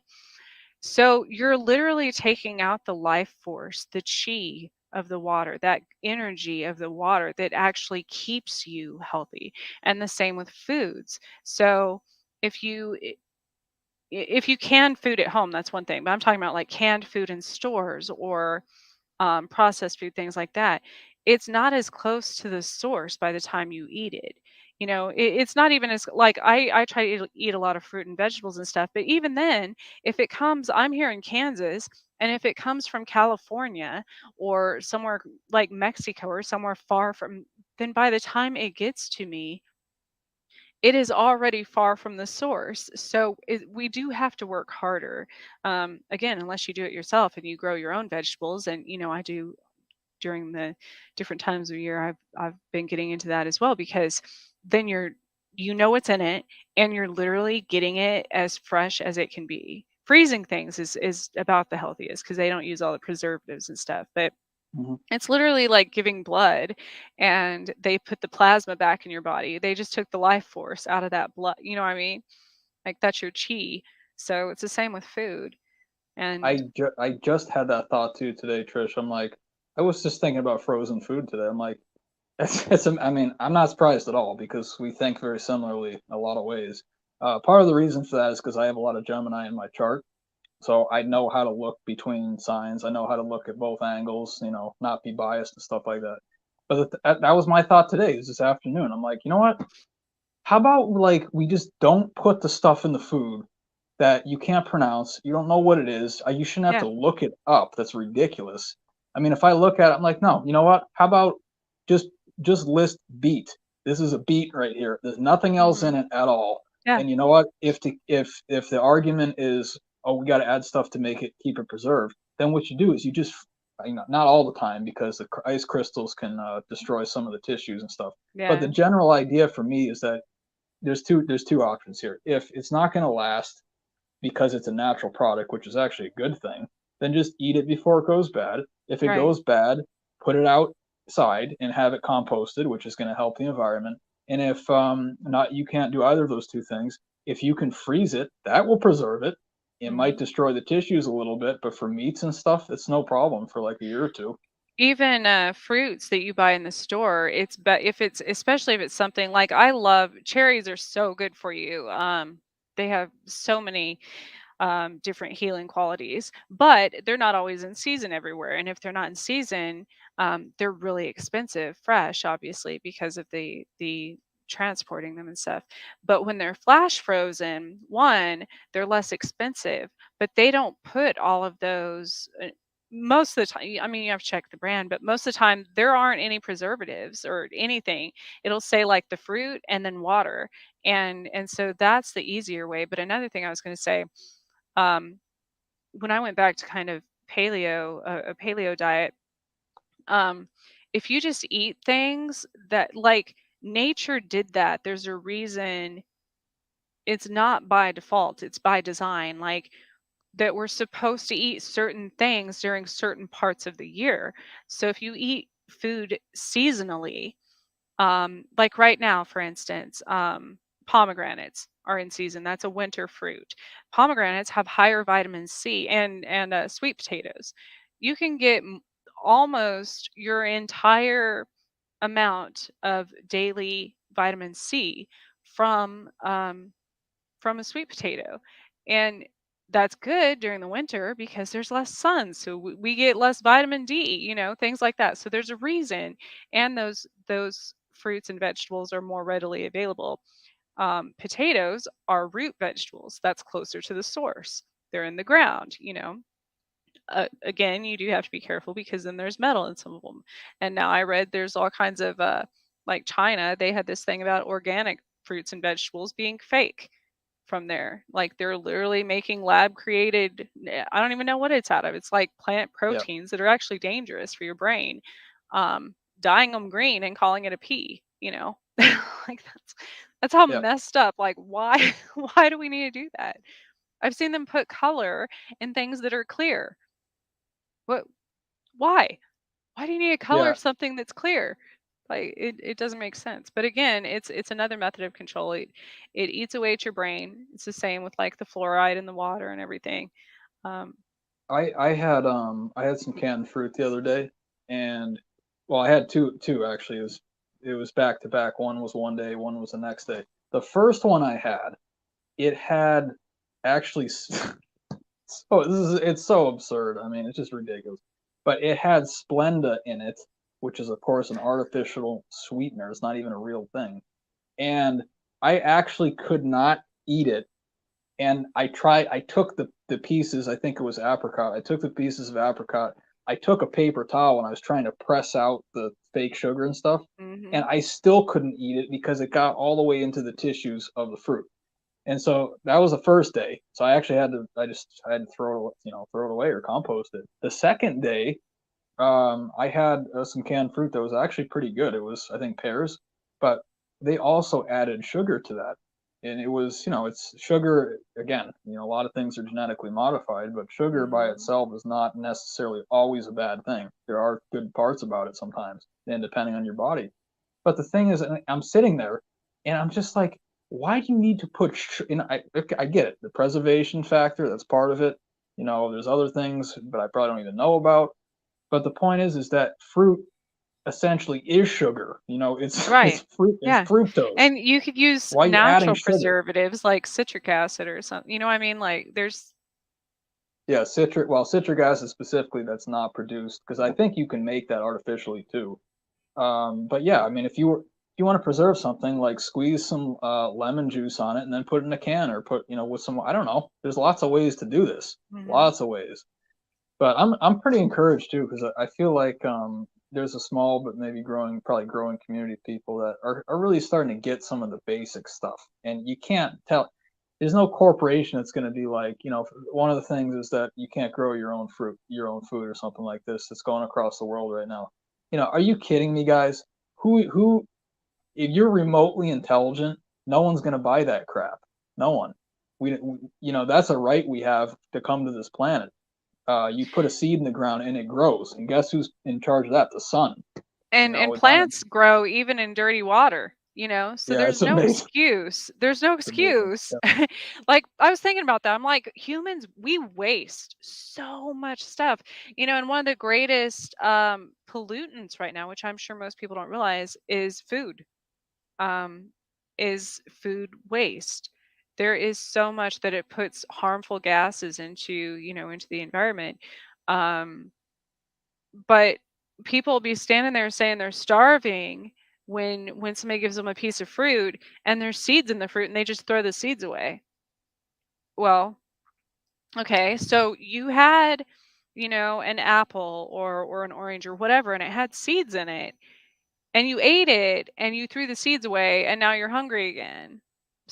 yeah, So save the seeds and plant them, you know, or I don't know why most places, there's other countries that do it, not a lot in the US, but um especially here, it's absurd to me because there's a lot of homeless people like in Topeka and stuff.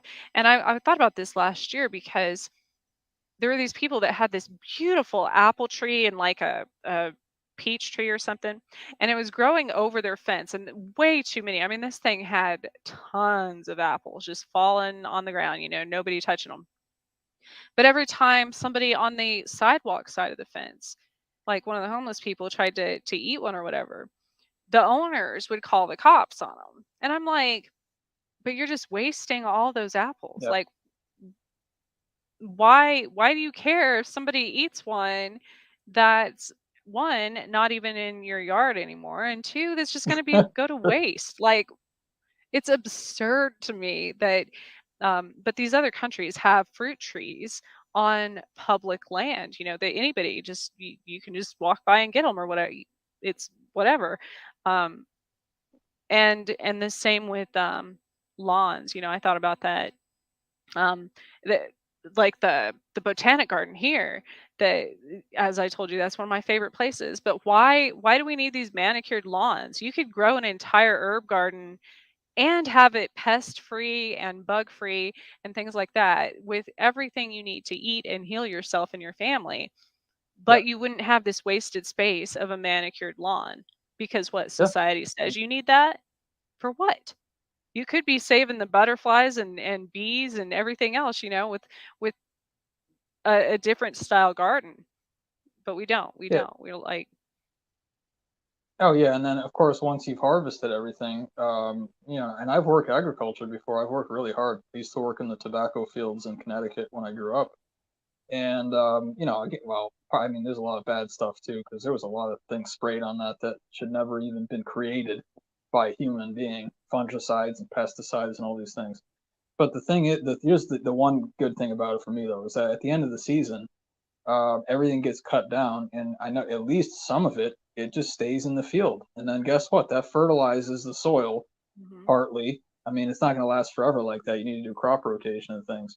But for the next year, and then when you get snow that falls on top of that, it compacts the organic material underneath it, and it makes soil. Like, Yeah. yeah, I agree, Trish, 100%. And It's like actually, people clean up leaves. They don't need to clean up leaves. They're there for a reason. The trees shed them for a reason. yeah, oh They're yeah, supposed to go back into the earth, just like people. We're supposed to go back into the earth, but we poison our bodies with cyanide, basically, to be put back in the earth to poison the earth. So right. it's because we don't know any better.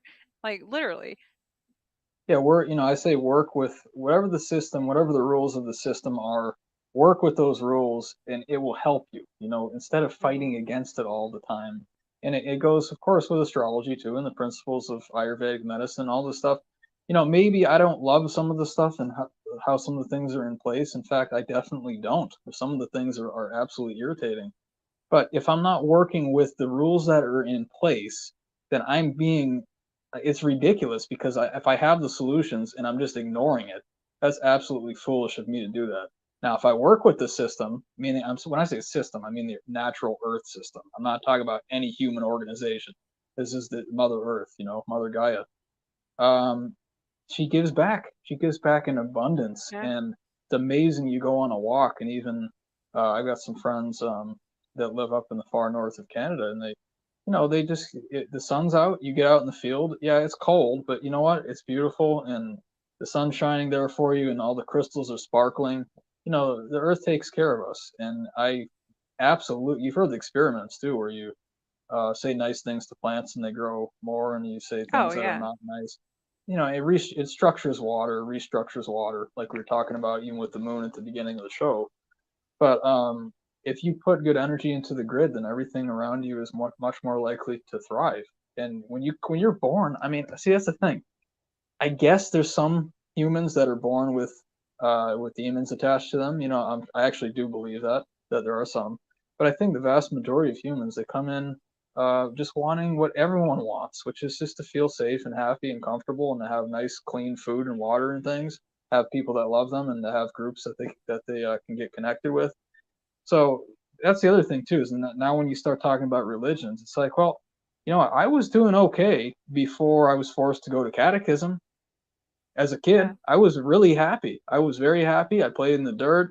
I was friends with the plants and animals around me.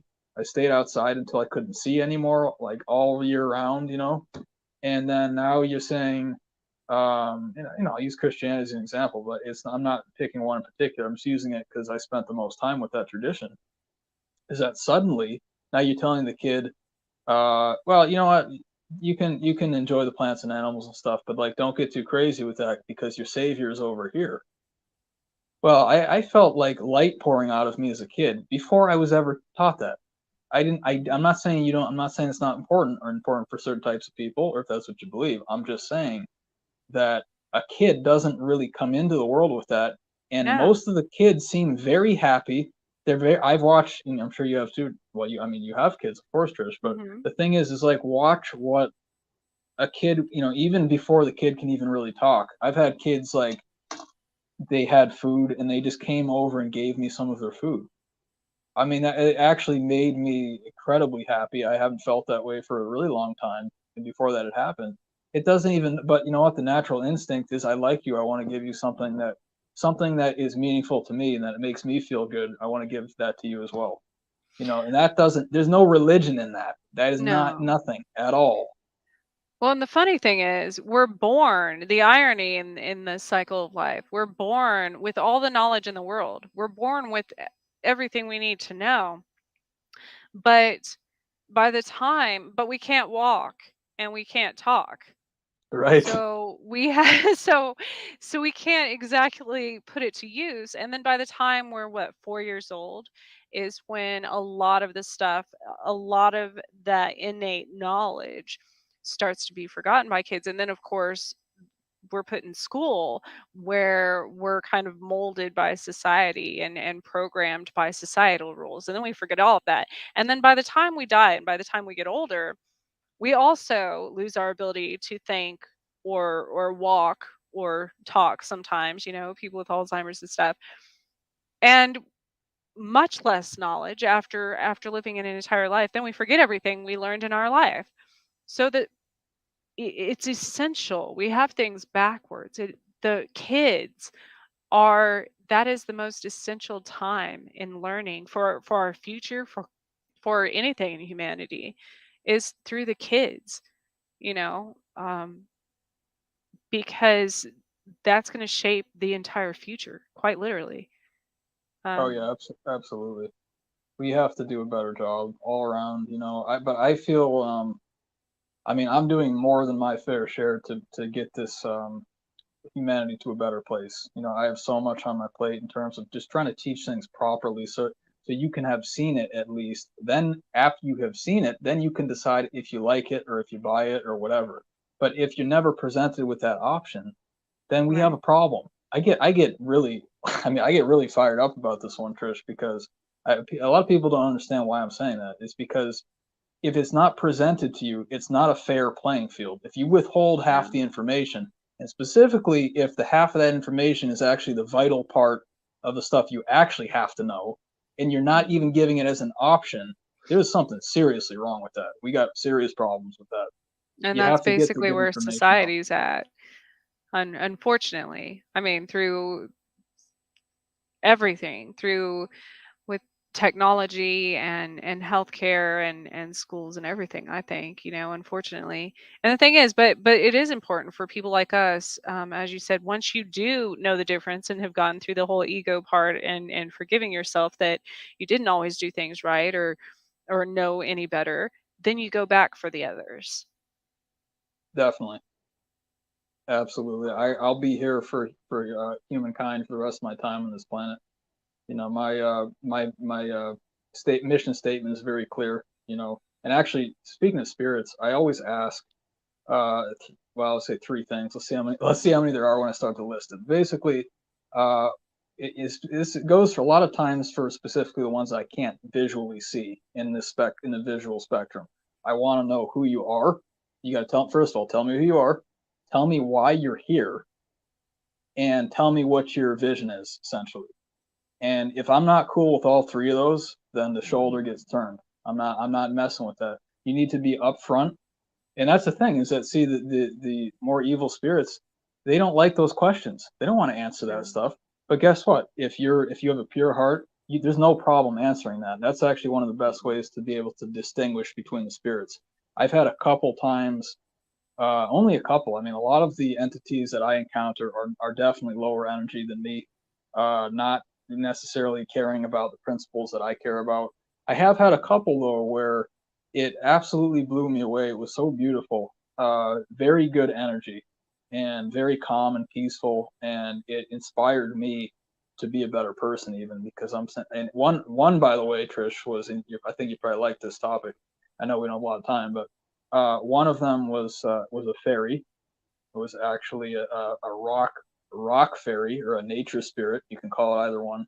Very very tiny, very very small. But it was made of ultraviolet light. I couldn't see it, but my camera saw it, and Oh unfortunately, wow. I did lose that picture. But the point is that it was the most brilliant, like purplish pink fluorescent color outside of my visual spectrum. My camera saw it, and it was unmistakably. I saw the figure of the body and everything, and it was very. This one in particular was very kind of stick figure. But you can, as a spirit, ultimately you can appear however you want to appear. So there's nothing to say that you can't do it this way or whatever. The other one was on a mountain actually in the United States, in the southern United States, and the the being was actually, I don't know if I call it. It's hard to say exact. It's hard to define this exactly, but essentially it was inside of a rock. This is another rock spirit, and it was, I don't know how long it had been in there for, but I came up on the trail. I saw it there, and I said, of course, because I see, much like you, Trish, we see what's around us. We see the surroundings, we see the things, we sense the things that we can't necessarily see. But I saw the features, the general features of a face in this rock, and I said, okay, I know, I acknowledged what was there, and I said, there's something here for sure. And when I came back down the mountain, the sun had started to set. This was on my trip, actually. This was the very beginning of my trip, Really? and so, oh yeah, it's actually in Georgia. So what happened was I came back around, and of course I wanted to observe the rock again, just to share the energy and to see what's going on.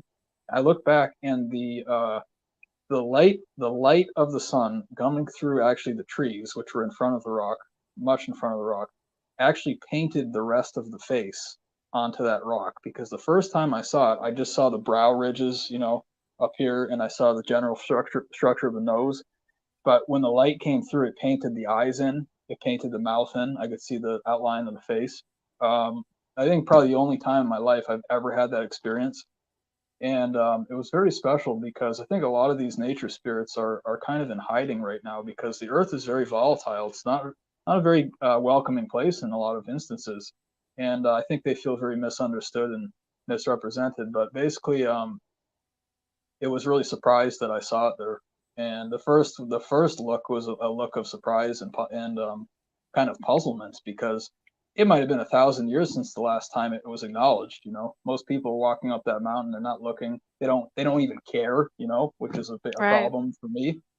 So I went up. I went up to it. That's the end of the story. I went up to it and I put my You hand over the figure and I said, it's going to be okay. You know, we're coming into a better cycle here. I care about you. I acknowledge you. And it was a real special moment for me because, like I said, most of my encounters are with things that are not as good because maybe there's more of them here. I don't know. But the point is that, and that's actually maybe one of my closing points too, is that I want to say and reiterate that it's actually not that hard to be able to identify what kind of a spirit it is. If you feel good and happy and real and Mhm. also calm and relaxed, you shouldn't feel any manipulation at all for any reason at all. If there's Yeah. any manipulation, then I'm done with that. You know, the true angels of light, the true ascended masters, they stand there full figured and in full light, full disclosure. I'm here to help you. They state it. They state that I'm here because I like you and care about you. If you don't feel that stuff, it's not a good spirit. It's very for me. It's very simple. I was just gonna ask, you said that last one, that was in Georgia? Hmm. Huh. Yeah, it was There's in Georgia's Georgia. got a lot of, that's where the Guidestones, are. Oh, I went through that town. This is weird, Trish.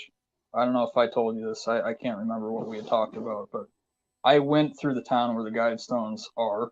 I was going to go there and visit it, and I passed through there within, I was less than 24 hours before they were destroyed. Oh my goodness. So I actually, if I had gone there that day, I would have seen them, but I didn't because I didn't have time, and I had to backtrack like 45 minutes the next day. And I come back there. Well, actually, one of my friends sent me a text that said the Guidestones were blown up, and I said I just passed that town. I actually, in terms of, I'll say it this way, my energy was in the grid of that town where the Guidestones were, and then I couldn't see them because now it was taped off. Everything was closed off there.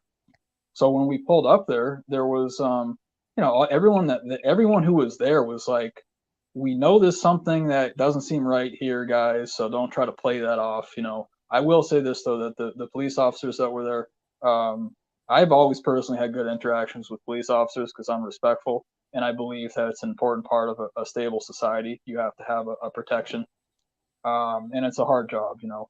But the thing is that it's, apparently they didn't know too much about what happened. But what's weird about it is that it was like essentially no investigation. The stones were removed very fast, and nothing was ever said about it. You know, in terms of that, you wouldn't you think that you'd want to see how did this happen? Was it what I heard was that, and I don't know even know how this works. You know, okay, but I heard it was some kind of a ballistic missile that was attached to a tractor.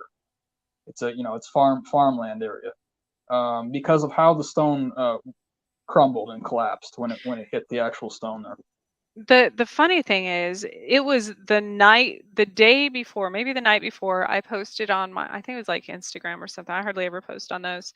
And because I got this book at, I don't even know where it is, or I got it at a thrift store.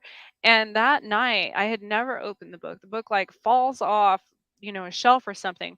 And this little replica, like this cardboard, or like cardstock paper, heavy paper, replica of the guide stones falls out of this book. And I'm like, well, that's Wow. Okay. and Wow. I took a picture of it and posted it on Instagram, because when I lived in Georgia, I never even realized that was there.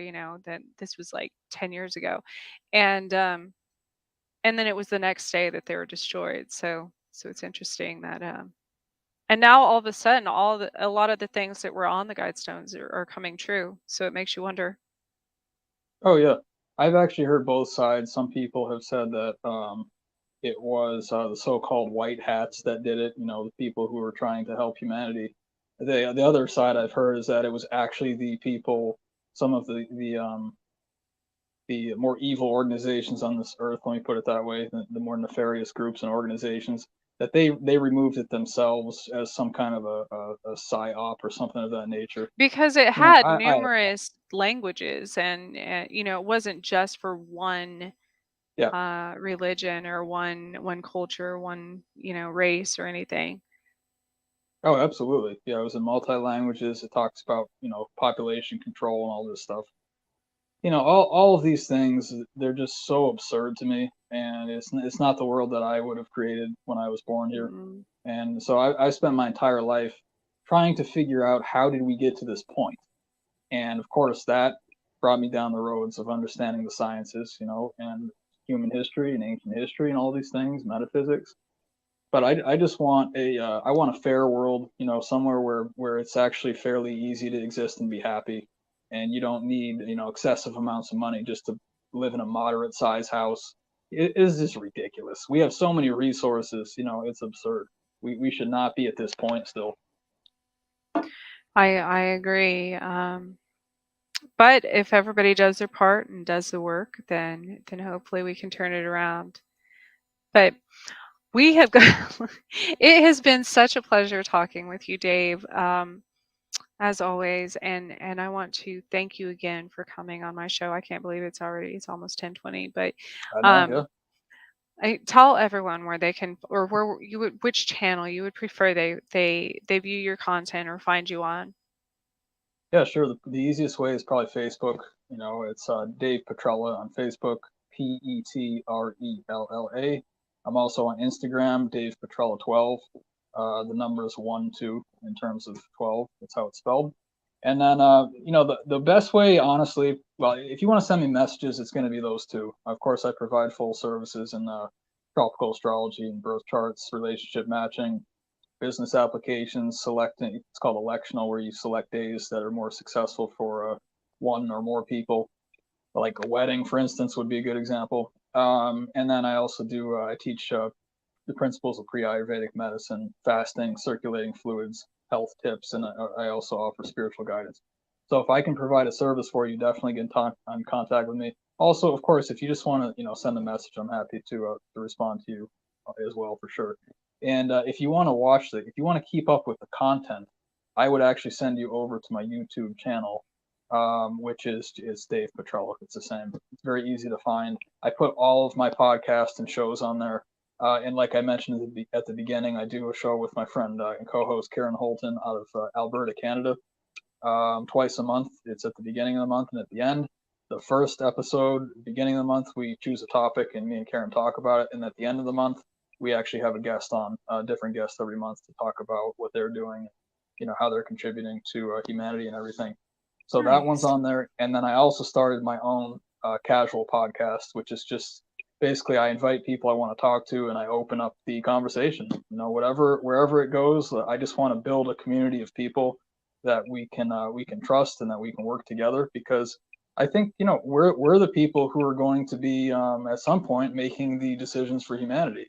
I fully believe that we're not being brought to this point for nothing. We're forming a worldwide network of people who are really good at what they do, who care about other people, and are interested in truth.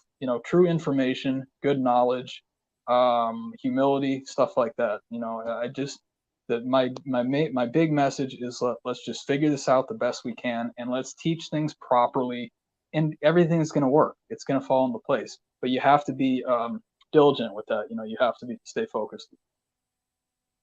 Yes, focus is Victor Santiago. Hi, everyone from the Don Vic Show. Hello, Victor. Um, yes, I absolutely agree. Focus and just maintaining. I don't want to say hope, because hope is expecting a specific outcome or to be rescued. So just positivity, I guess. Not giving up. Um, but And anyways, visualization too. I think, Trish, keep it oh in yes, your mind's yeah. eye. Because that's creation. And we, to the rest of you all in the world as well, thank you for sticking around this long and listening to us. I'm so thankful for all my listeners, and a lot of them have stayed this entire show. So thank you for Awesome. that. Yeah, yeah. Thanks, guys. And thank you again, Dave. Thanks, Carnation, for sponsoring me. Next week, super excited. I've got Jesse Peak coming from. He has his own podcast now, but also from MUFON. He is an investigator. That will be exciting. And then, of course, it will be the holidays. I think the following week. So here in the U.S. anyways. So. Um, Everyone, stay safe, stay positive, and thank you for listening. We'll see you next time. Thanks, Trish. Thanks, everyone.